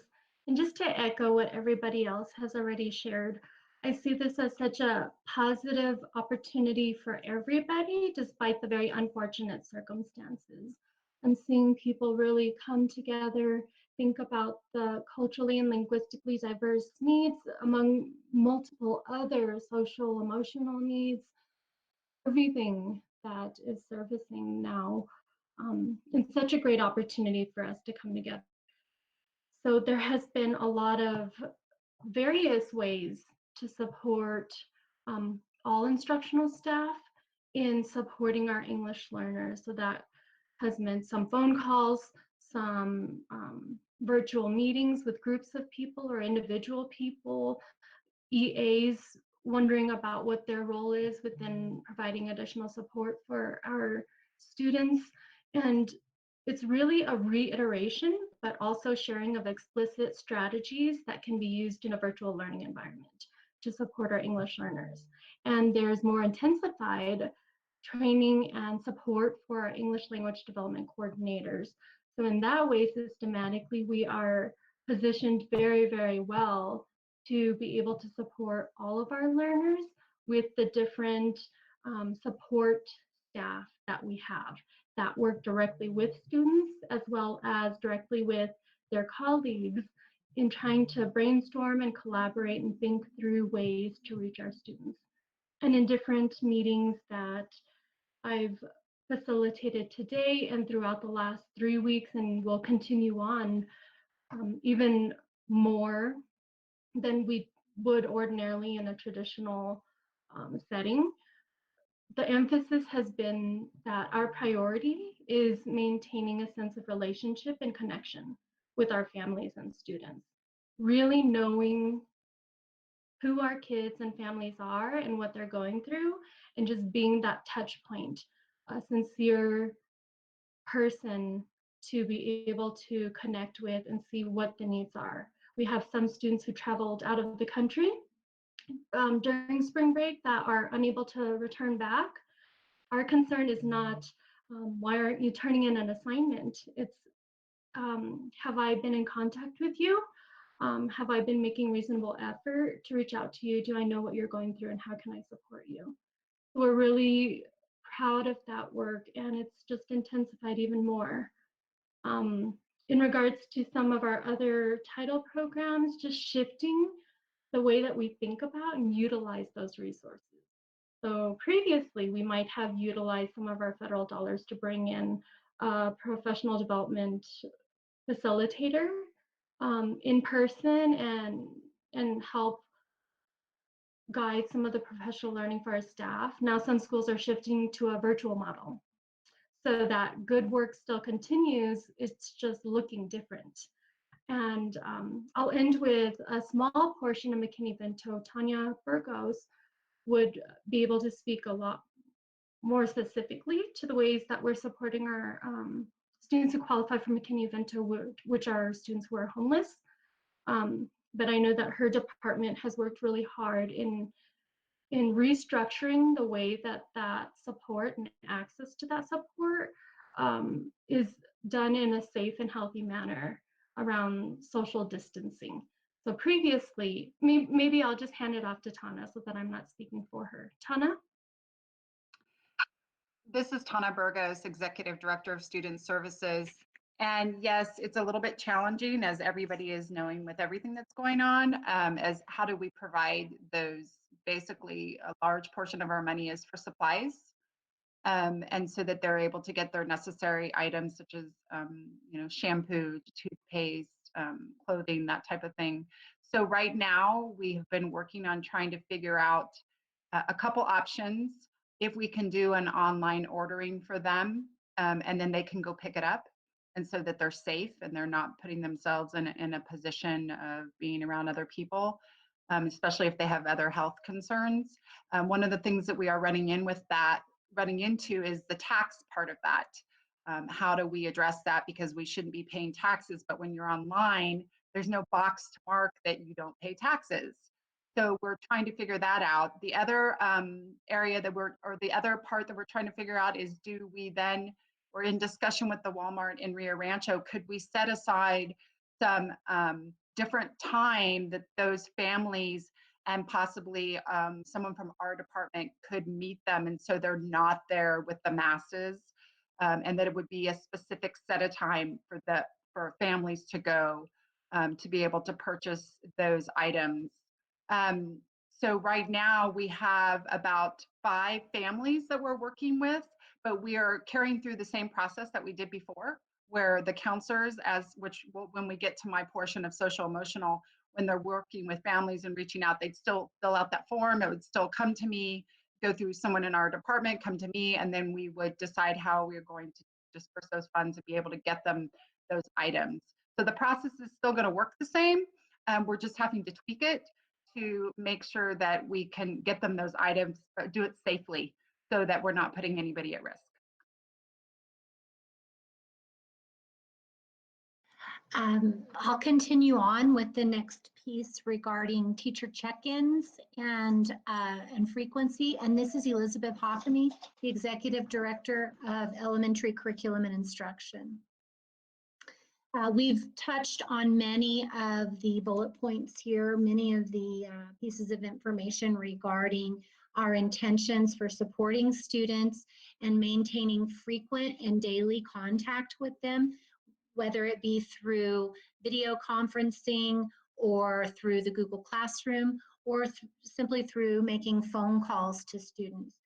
We've asked teachers to make every effort to connect in some way with each student every day. And we've also set the expectation that any communication with parents, any requests that come from parents for information or resources are responded to within a 24-hour period. So we want to always be accessible and available to our families to make sure that we are supporting them to the greatest extent possible. I think we've really spoken to our intention to focus on the social emotional well-being of our students and our staff. And so all of the expectations around student check-ins are centered on that. And I appreciate my colleagues' comments about holding students accountable. First and foremost, we want to ensure that they're engaged. And so we're making efforts to engage them just as we would if they were physically in a classroom. If we see any or experience any indications that they are not engaged, we'll reach out individually to those students. However, we have set the expectation for teachers that any virtual meetings should not be one-to-one. They should involve other students or adults. So that might look like a small group. And would anyone else like to weigh in on this piece before we move on to our electives and our fine arts and PE teachers? Luana Coleman, Executive Director for Secondary CNI. I think the other thing that we have been really thoughtful about is the fact that all these families' situations are different. And so while we're asking for regular contact, it might look different than the, for example, high school schedule of 7:30 to 2:30. And that sometimes the best work takes place later in the evening, and making sure that students and teachers have the opportunity to have some flexibility when it comes to interacting with each other. And so that was brought home clearly by some of our staff and teachers who have infants they're caring for, who they have 3 or 4 other children that they're caring for. And so how to make this as flexible as possible and still give opportunity for check-in. And then the final piece is about the wraparound services, or really the kind of family connection. All of the schools, secondary, well, I think this is true of elementary as well, but if a student is not engaging, if you don't see that student in Google Classroom for a couple of days, then we're telling teachers to make sure that they reach out first, but then those names of those students go to their administrators, to their counselors, to the truancy officers if possible, if needed, to everyone to begin to reach out and try to find out what's going on and solve any problems that we can to get students participating. So I think we're doing a lot to interact, and making sure that that teacher doesn't just send something home on Monday and say, I'll check back with you on Friday. And to that point as well, principals are being partners in the Google Classrooms, so they can see what's going on too with that. This is Sue Cleveland, Superintendent. I wanted to just add one other thing that we haven't talked about, and thankfully to this point has not been a real issue, but unfortunately it may be a big issue as time goes on. And that is that we are also going to have to begin to think about teacher illness. Teachers who become ill will not be able to do this, and we will not have backups because substitutes are not trained to come in and do all of this. And then of course being able to communicate with families. There may be parents who become ill, and there may be children who become ill. And so that's one of the really big unknowns right now. But we certainly have to take that into consideration, that at some point we may be dealing with family illnesses or staff illnesses that may modify this depending on the severity of that illness.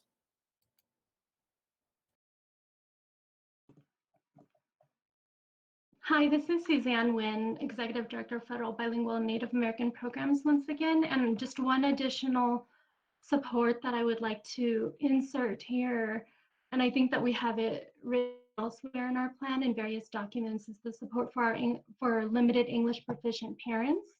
So their rights are protected under OCR, and we have worked quickly and hard to digitize our interpretation services. So we have a long-standing relationship with a few different phone interpretation services, and we also have our district translator and different people available at school sites. However, now with the remote learning and interactions, when somebody needs to reach out to a parent through phone, we do have a phone interpretation where anybody can call into that number, and a phone interpreter will be provided in less than a minute. And that's been a really wonderful, helpful resource for our limited English proficient parents. Thank you. Thank you, Suzanne. I'd like to move forward and ask our Executive Director of Fine Arts, Kurt Schmidt, to present on the next piece.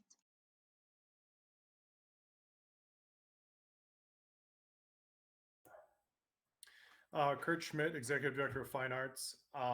It's pretty self-explanatory in the document what we're doing for elementary art, music, and PE. Just a couple of points I wanted to highlight.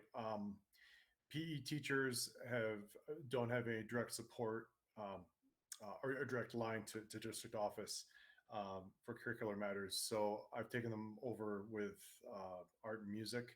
So I'll be their point person to meet with them weekly, along with the art and music people to answer questions, provide support for them, facilitate discussion, and so forth. And I think that will work out well as long as they don't ask me to demonstrate throwing a football. I think we'll all be just fine. So the other thing is both with elementary and secondary arts, and it's been said several times tonight, just the social emotional stress we're putting on, or emphasis we're putting on whatever we do. So I think the arts and at the elementary level, PE definitely are perfectly poised to supply students with that sort of stress relief and therapy and just a way to release stress for students and families alike. So I think I'm stressing that with teachers to explore the power of the arts, and at the elementary level, PE to relieve stress with families and students. I met with some teachers this morning and mentioned they were bouncing ideas off me for assignments, and I said the overriding question you have to ask is, when you assign something, you need to ask yourself, will this cause any stress for a student or the student's family? And if the answer is in any degree yes, then they need to rethink their assignments. But I think the arts at the elementary level, PE also, they're very well situated to help relieve stress in our students. And I believe that's it. Thank you.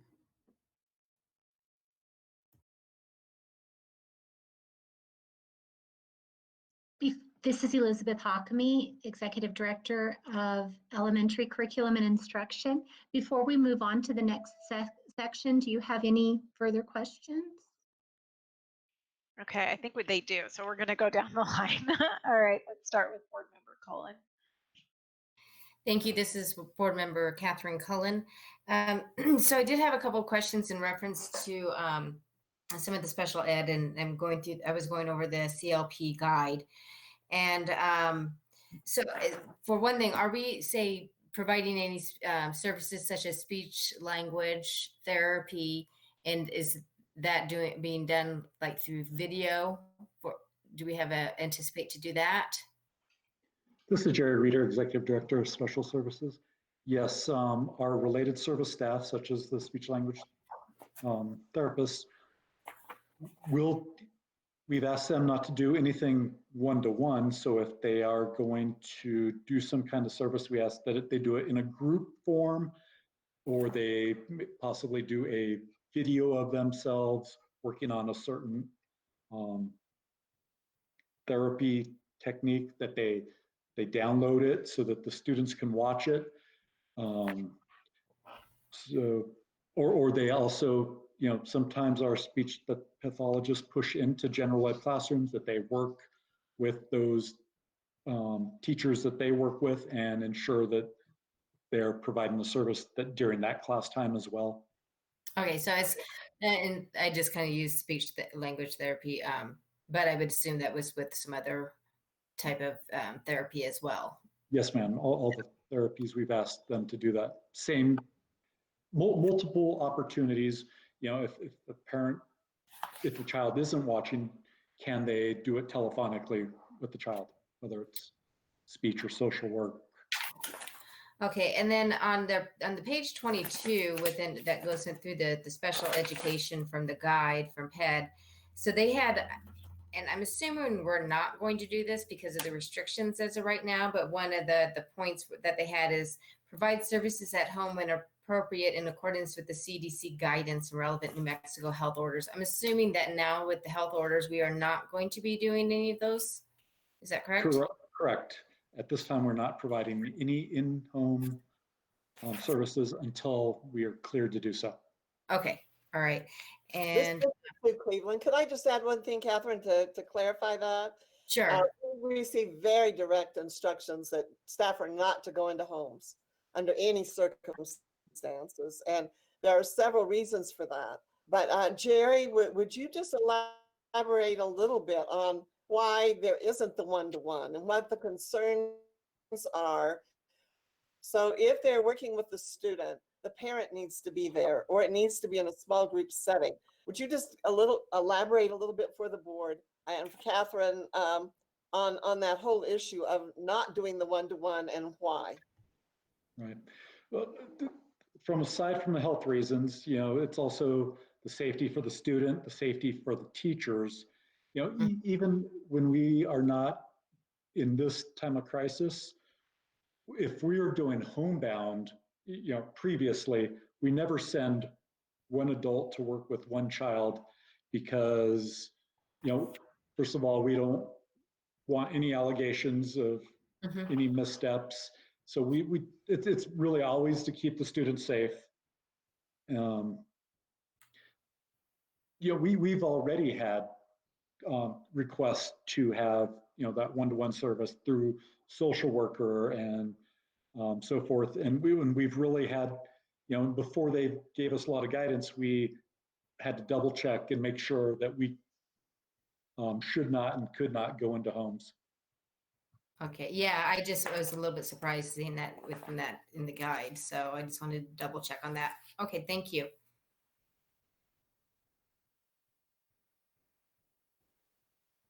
Okay, Secretary Scott.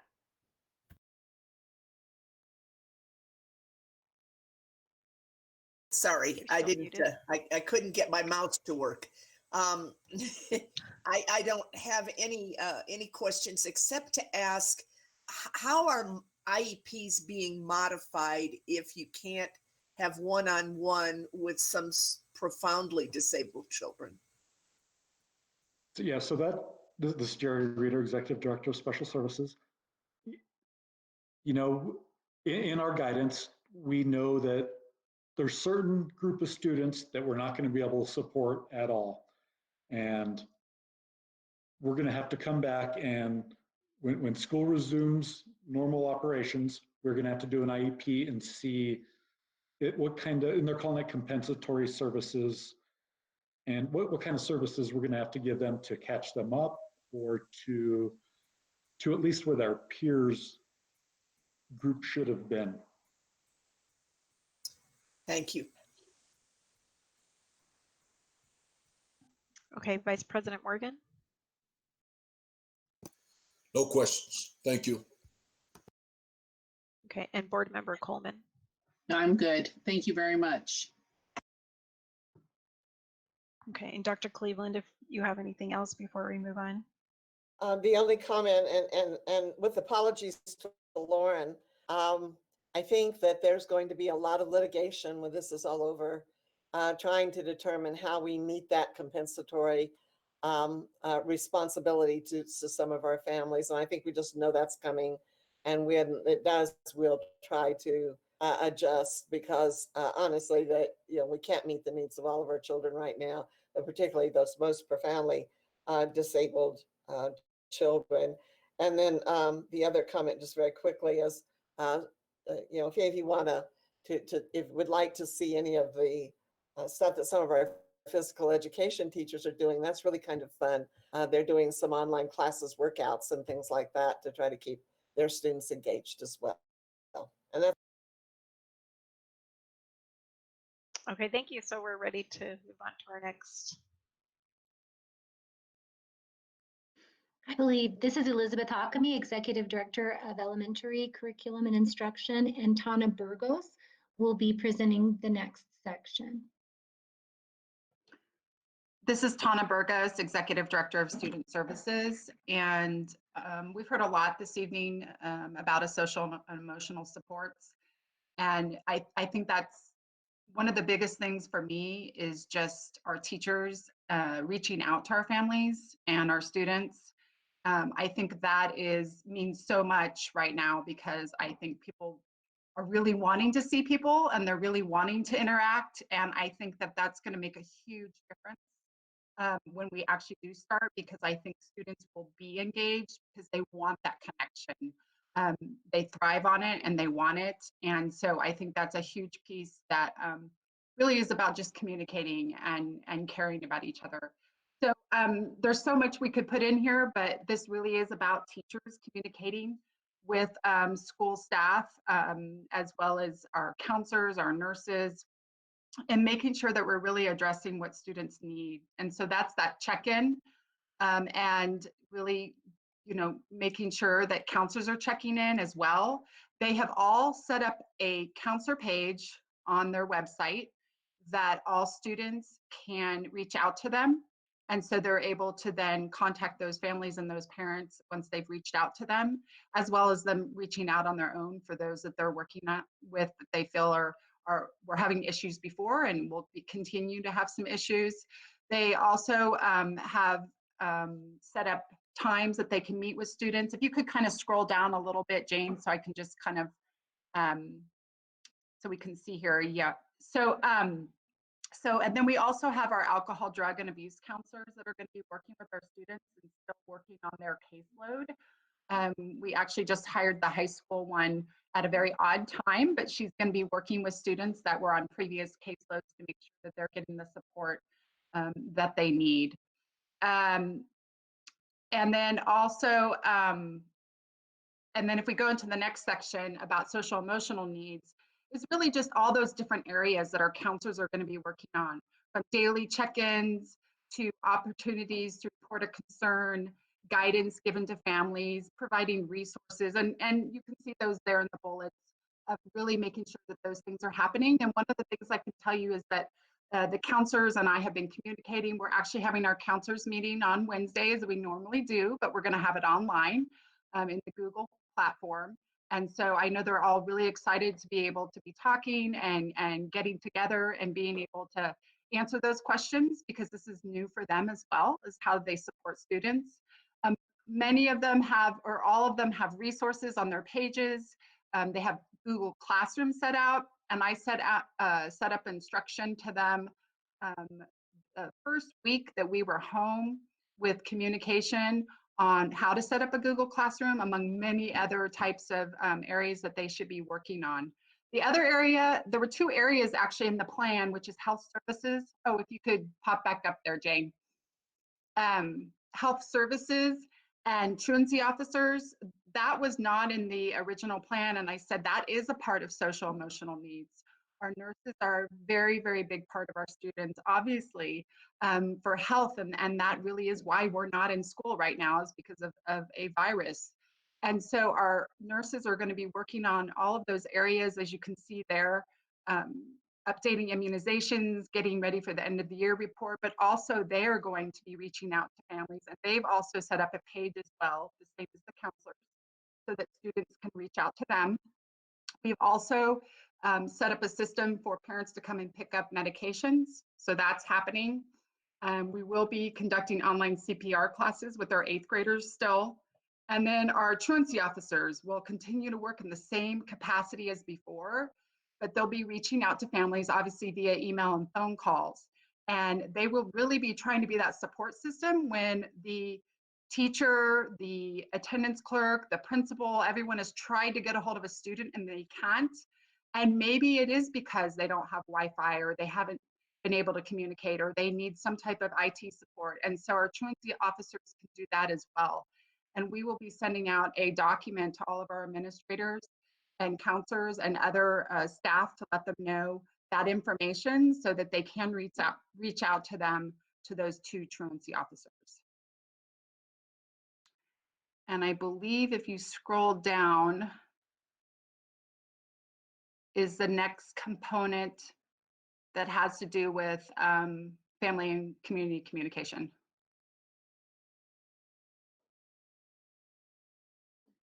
This is Elizabeth Hikami, Executive Director of Elementary Curriculum and Instruction. Should we pause here for questions or should I continue on? Why don't you go ahead and continue on? Okay. This next piece is really about how the ongoing communication that will be provided to families. And I think I could speak for all of us when I say that our preference is to err on the side of over communication rather than under. And so we're using every avenue that we've described previously, as well as text messages, website updates, community newsletters, social media, to communicate with our parents, to both communicate our intention to be supportive during this time, and also to help our parents understand that the expectation is not to recreate school in homes during this time, but to support them in maintaining the skills and the knowledge that students have developed up to this point, and to help our seniors successfully end their academic careers with us. And so we will continue to reach out in as many ways as possible with clear lines of communication. Much of what's in this section, it has been spoken to in other sections. And so I think it's important just to state that if a student is not engaging, and we've mentioned this before, that we will work to take away any barrier that we possibly can to that student's success. And while that could be a challenge, that is the focus of our efforts this year. We'll also be using robocalls and emails to communicate with parents, which I've mentioned before. So really this last section sums up everything that we've talked about in terms of our teachers, our principals, and our district leaders working in the support of families. Before I move on to the next section, I'd like to open up for questions. Okay, thank you. Board Member Cullen. Yes, this is Board Member Catherine Cullen. So I just want to say, did you say that there was a communication for the counselors on the school website? Yes. So on the website, there is a way for students and families to reach out to the counselors, and those should be set up on every page. As far as I know, everyone has communicated with me that they have set those up, and the nurses have set them up as well. Okay, so that when you go to their school's website, okay, their individual website, okay. And then the website, the parent online support website, and I was able to click on the hyperlink for it, but is that posted yet on the district side, or where is that going to be for people to be able to find that online support website? So that I know communication has happened through our Facebook site and through the district. For instance, you know, the New Mexico Crisis Hotline. Right. That's a support system, and that has been publicized throughout on our website. I believe it was, but it was also on our Facebook page. And so that's an example of support websites that's 24/7 that parents can reach out to. Okay, well, this was, so there's on page 14, the parent online support website, because So, I put it up yeah. and that. I'm not sure if that one has been set up because that would not be mine to set up. That would be through the district. So we can make sure that we look into and make sure that that is set up, and make sure all those websites for support are on there and that parents can easily be able to click on it and receive all of those supports. So we'll check it out to make sure that that's working. Yeah, because This is the district site, and then I went to one school and it wasn't even sure if the counselor's on there. So just want to make sure that they're active by the 13th if we have Correct. Yes, that makes sense. Absolutely. them. Okay, and I think that's all I had for right now. Thank you. And this is Elizabeth Hikami again, Executive Director of Curriculum and Instruction for Elementary. And the link there in this document that's titled Parent Online Support Website takes this website is available right on the front of the RRPS web page or website. And when you go into that link, it takes you right to the various web pages that include learning resources for elementary and secondary, other resources, parent resources, Wi-Fi services. So this has been up since the beginning of our school closures and includes many, many resources for our parents. And that has been a joint effort amongst all of the departments in Rio Rancho Public Schools. And we appreciate our communications department for pulling it all together for us and really making that look very professional and it's very easily accessible to parents. So just another example of the collaboration and our ability to pull together very quickly to support not only our students, but to support each other in this work as well. Okay, so I'm on the I'm on the homepage of the district site, and I might be just not seeing it, or if it's labeled under something else.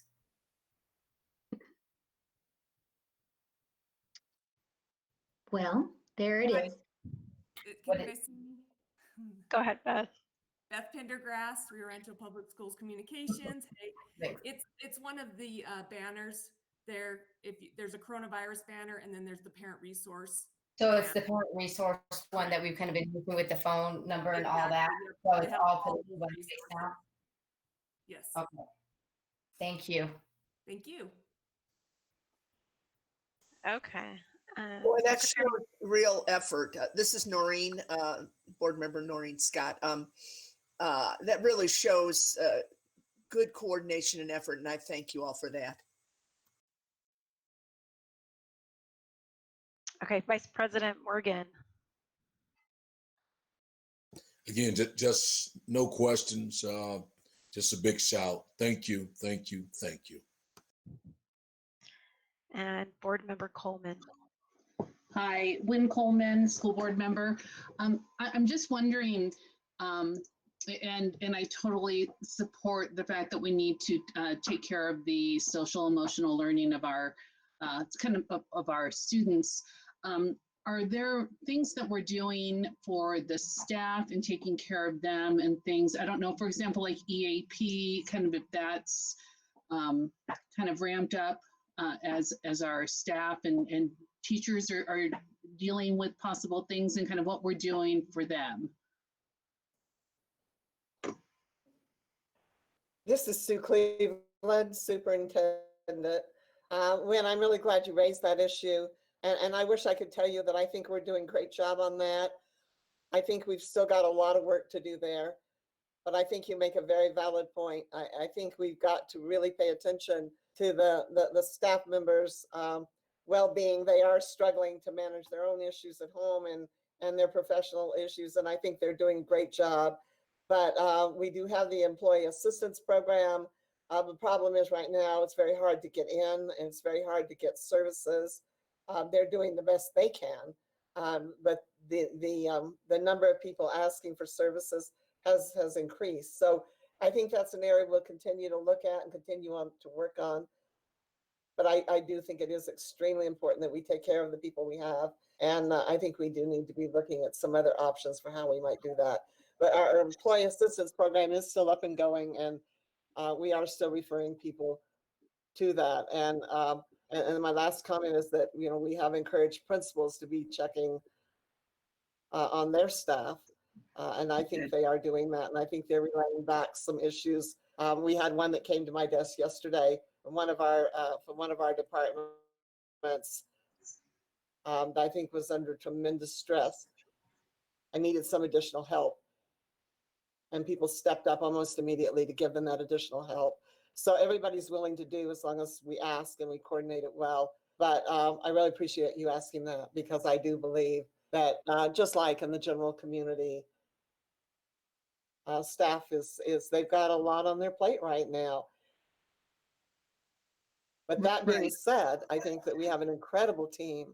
And I think whenever we spot one of those needs, people just a couple of days ago. And so, but we'll keep an eye on that, because it's an important thing to keep an eye on.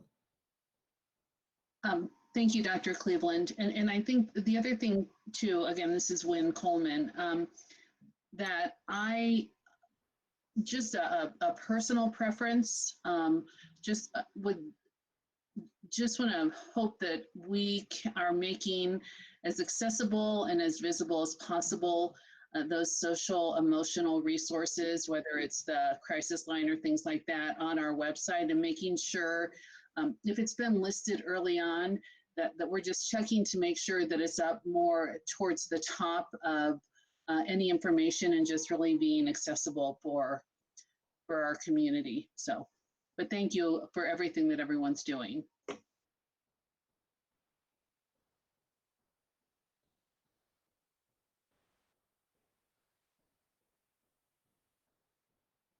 Sorry, I was having a hard time unmuting my microphone. Sorry about that. This is Board President Amanda Galbraith, and I just want to also thank Gwen for asking that question. I agree that it's really important that we keep an eye on our teachers and on our students, because it hits you at weird times, and we need to just make sure everyone's supported in these really hard things. So thank you, and thank you, Dr. Cleveland, for those comments about what you guys are doing. Okay, we're ready for our next presenter. All right, Carl Leppelman is going to wrap up the presentation with a few additional points, and so I'll turn it over to him. Thank you, Elizabeth. This is Carl Leppelman, Chief Academic Officer. I think there's a common theme through this whole document is the classroom and all support staff really being there to really wrap around the classroom. So it's going to take a high degree of collaboration and coordination. But as a district, that's what we're about. If you really look at what we've done over the years, and I think about the 26 years that we've been doing this together, I can't remember a more challenging task given the situation we face in our state and our country. But people have rallied together, so I'm not going to repeat what people have already said, but some of the key things I see are just how do we support that classroom teacher with all the support staff, and making sure at the same time we're not overwhelming the family. So we're going to learn and adjust in this plan as we go. But I think one of the questions under other, if you'd like to scroll up, please, Jane, is the question of how do we monitor this? And how do we assess and evaluate the progress on the plan? So that's the last, and this is the last category, and the question from the Public Education Department. We really see that the district office will basically have a weekly check-in meeting with schools. And I think that frontline principal instructional leadership will be critical during this time. And Jana Renee will be point people to help with that, just to make sure we're checking in and providing guidance and support for the schools, and revising and altering the expectations as we hear from our families. We really we have a plan, and we need to implement the plan. And I think the soft start and the time we worked together over the last couple of days has been critical. But I want to say that I've seen people very tired. Dr. Cleveland mentioned it earlier. When I get on these virtual calls, I think people have been on line 8, 10, 12 hours working on the plan. So I want to commend everybody for the work we've been doing, but it's tiring work. And it's communicate. It's not like you can actually have that face-to-face conversation. So it's very different. But we definitely want to use that PDSA cycle we've talked about in the past and adjust the plan. I think mentioned earlier, the school site administrators are critical to communicating back how it's going. And so being a part of the Google Classroom and supporting the teachers and giving them feedback is still needs to happen and it would be a very positive thing for our teachers. And we're a district that's built this way. We're built to collaborate. We're built to communicate. But when I think about this, I think about the parents and how they navigate it.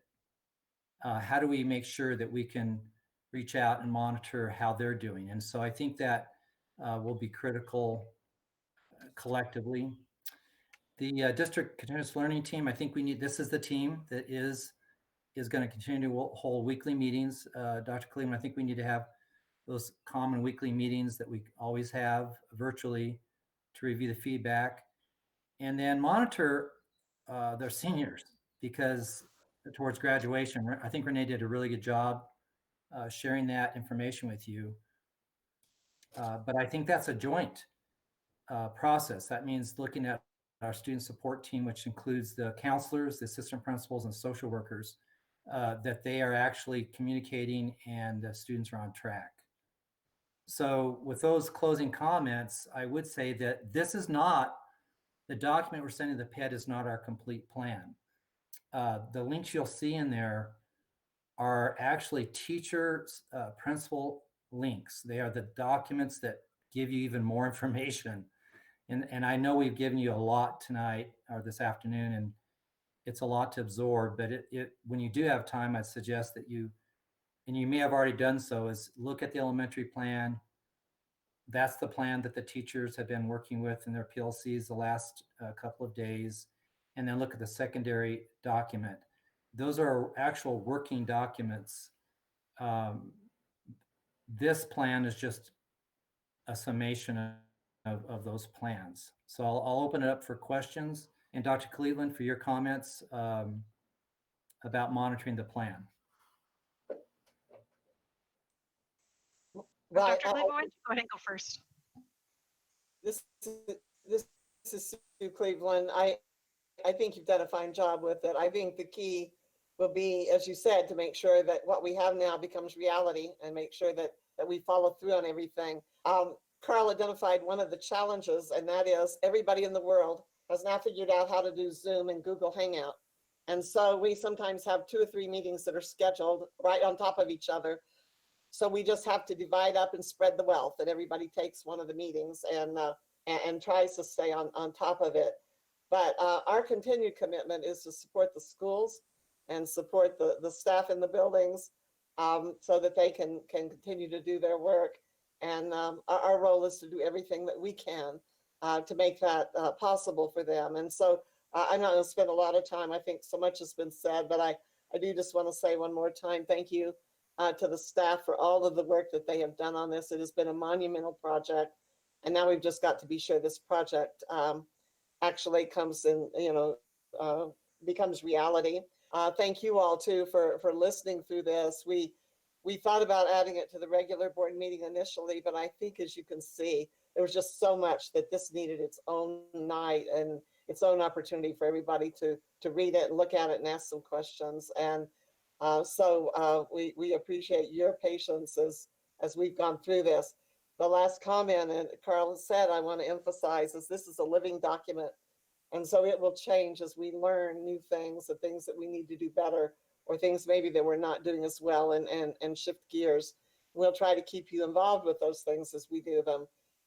But this is, there's just so much that we're going to have to learn as we go. But we're seeing so much progress. And as several people have said, the long term is I think we will come out of this much stronger. And I think our ability to utilize technology more effectively will be greater than it's been in the past. a lot of really good things are going to come out of this. And I even dream of the day when we'll have a snow day and we'll just be able to tell the kids to stay home and we'll deliver instruction on a snow day. That may make the students very angry at us. I don't know. But that's kind of the goal someday. Maybe snow days will be a thing of the past. But again, thank you all for all your time and attention and your really good questions. We will keep you informed as this moves forward. Okay. Thank And- you, Dr. Cleveland.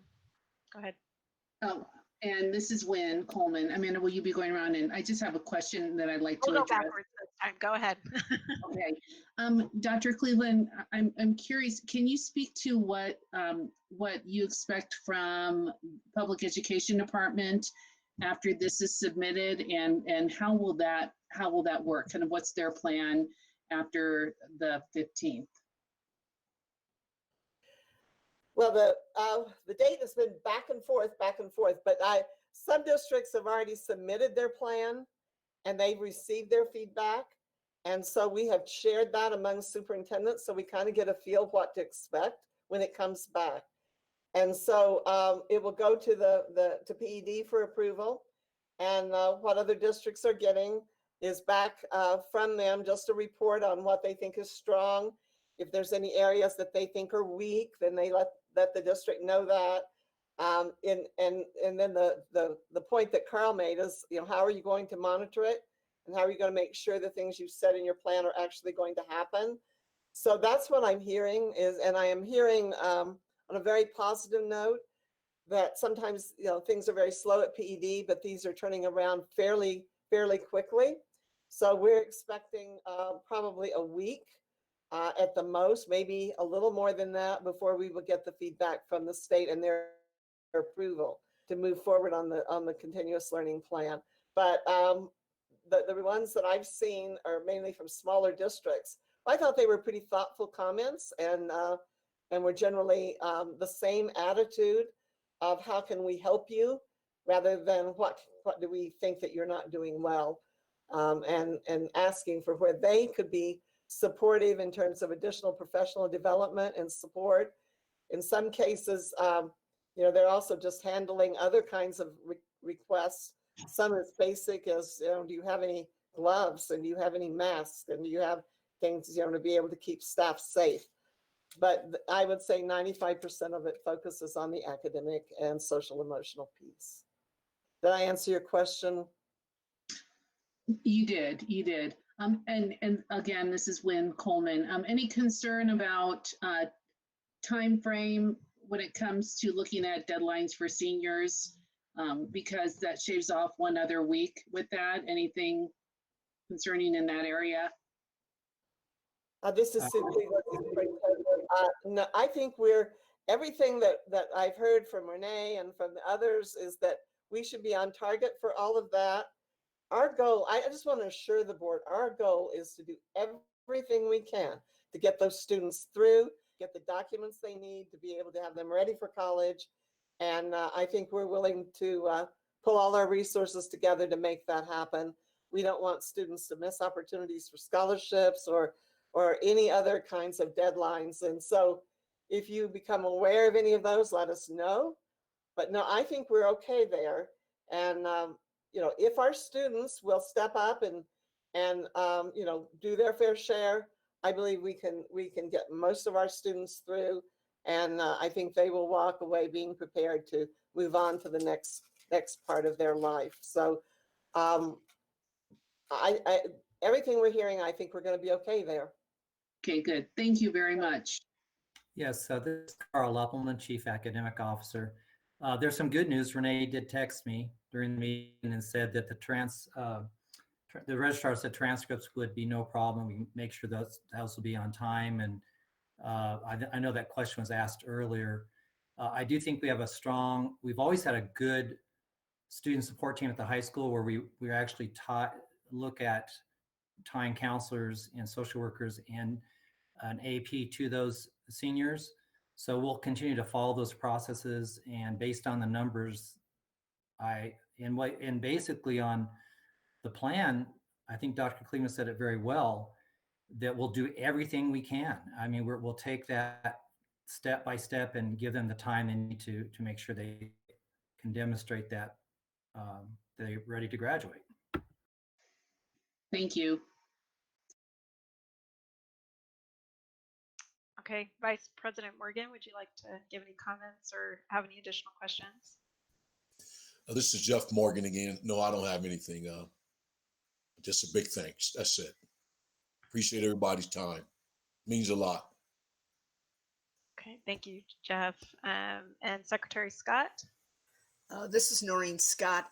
My only question is, are there any plans to try to do a graduation at some point for seniors? We're just having to hold on that right now, not knowing what the state of emergency, when it'll be lifted. But if it's lifted at some point that's still reasonable, we can look at that.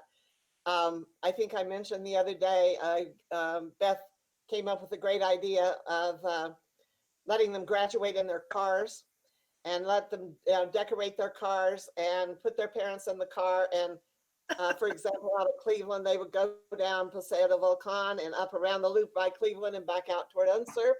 And we would kind of toss the diplomas in the car.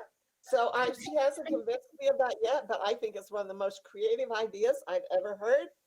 But we haven't ruled it out completely. So I think right now it's just on hold. I will tell you that probably more than any other single thing I've had asked, that's it. You know, is there an opportunity to do a graduation later in the summer? Are there any other options at this point? So we're leaving that open.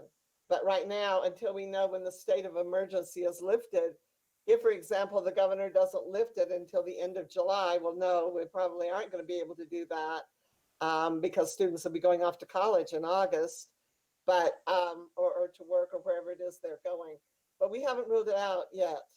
We're just waiting to see what happens with the state and whether we're able to flatten the curve and whether things will open up in the summer. Thank you. I appreciate your answer. I'm sorry, this is Sue Cleveland again. I will tell you that this is one of the things that just makes your heart ache for the kids. You know, we all look forward to having our graduations. They were such an important moment, and not having it for those kids, I think is just, it's really sad. The other comment is that we've had a good number of parents who have stepped up and said, we can come up with a way, we'll be there to help. So it's still open-ended right now. I'm sorry, I didn't mean to interrupt. This is Noreen Scott. Thank you for your answer and your response. I have no more questions. Yeah, this is an especially hard time for seniors. I know. And thank you for your understanding of that. Thank you. Okay, Board Member Cullen.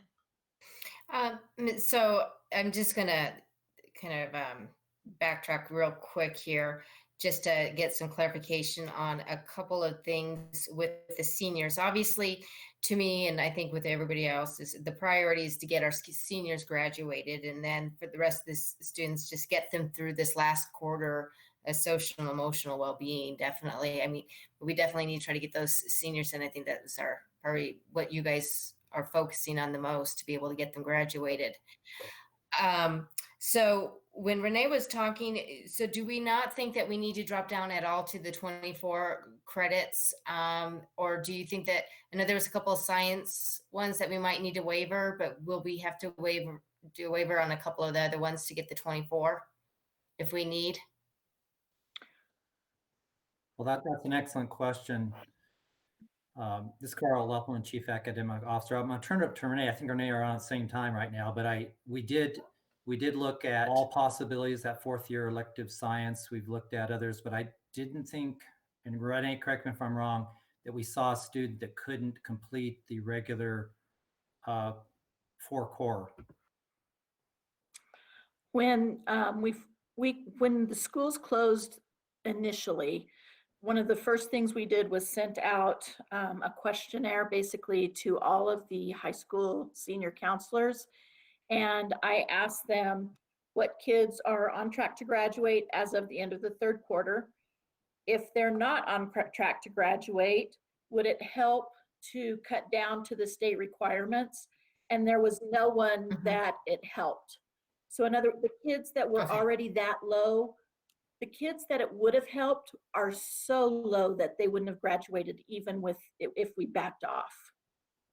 So maybe they were 5 or 6 credits short, or maybe they're short in math, like several math credits. So it wouldn't help anyone to graduate if we cut down to the state number of credits. So even pushing a few of them into summer school might not help them at that point then as well, if we had to push some of them to get them graduated within the school year? What I told the counselors is that if it comes down to that, keep that as an option, and we could always write a waiver to the board.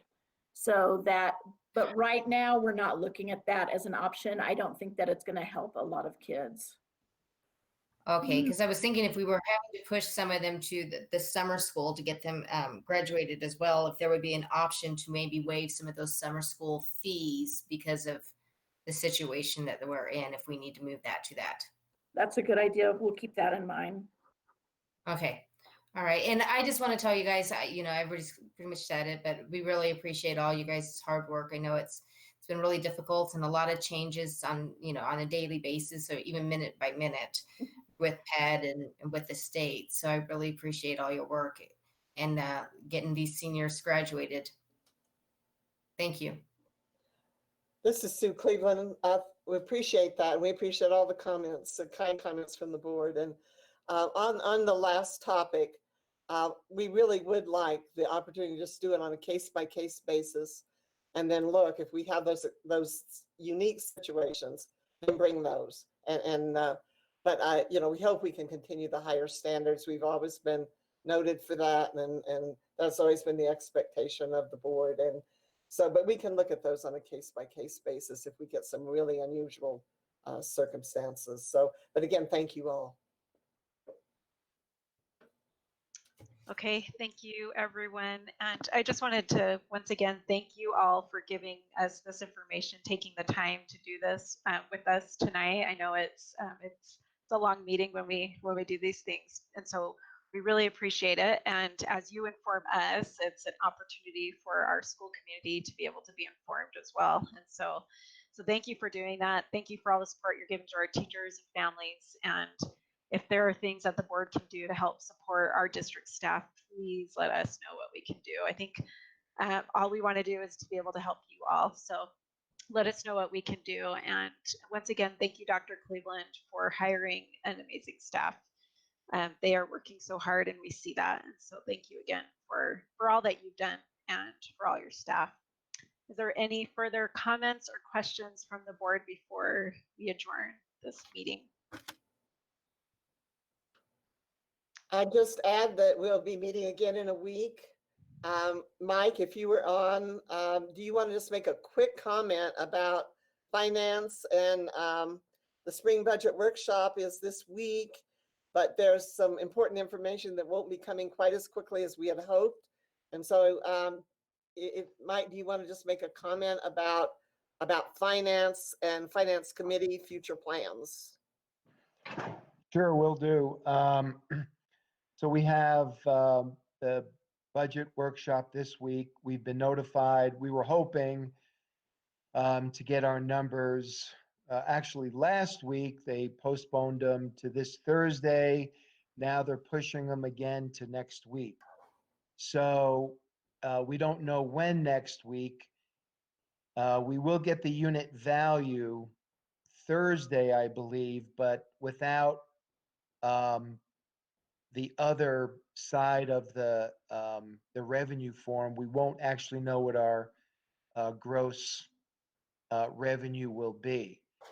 So we won't really begin to balance the budget probably until next week. And so we hope that we're going to be on time as far as, I know we delayed the finance committee meeting to, I believe, the 20th. So I'm hoping we'll be able to stick to that date. So as we go through this pandemic situation, the drop in oil prices, it has a dramatic effect on the state budget. trickles down to our budget, I think they're still trying to figure out how much they're going to give the districts. And so as soon as we get those numbers, we will get you that information as soon as possible. Thank you.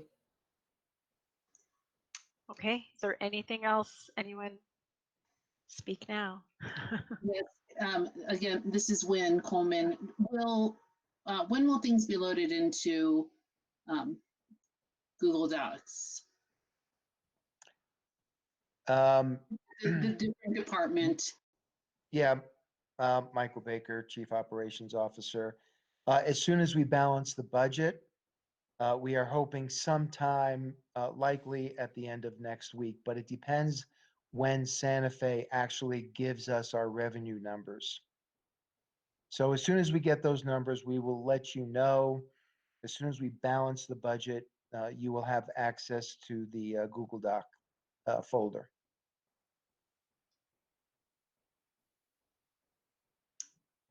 Okay, thank you. If you guys have further questions for finance, please feel free to reach out to Mike Baker. Mike, I'm glad we get to hear you for a second. I was feeling a little lost, not hearing you in a meeting at all. So thanks for giving us some words there. Dr. Cleveland, is there anything else before we close the meeting?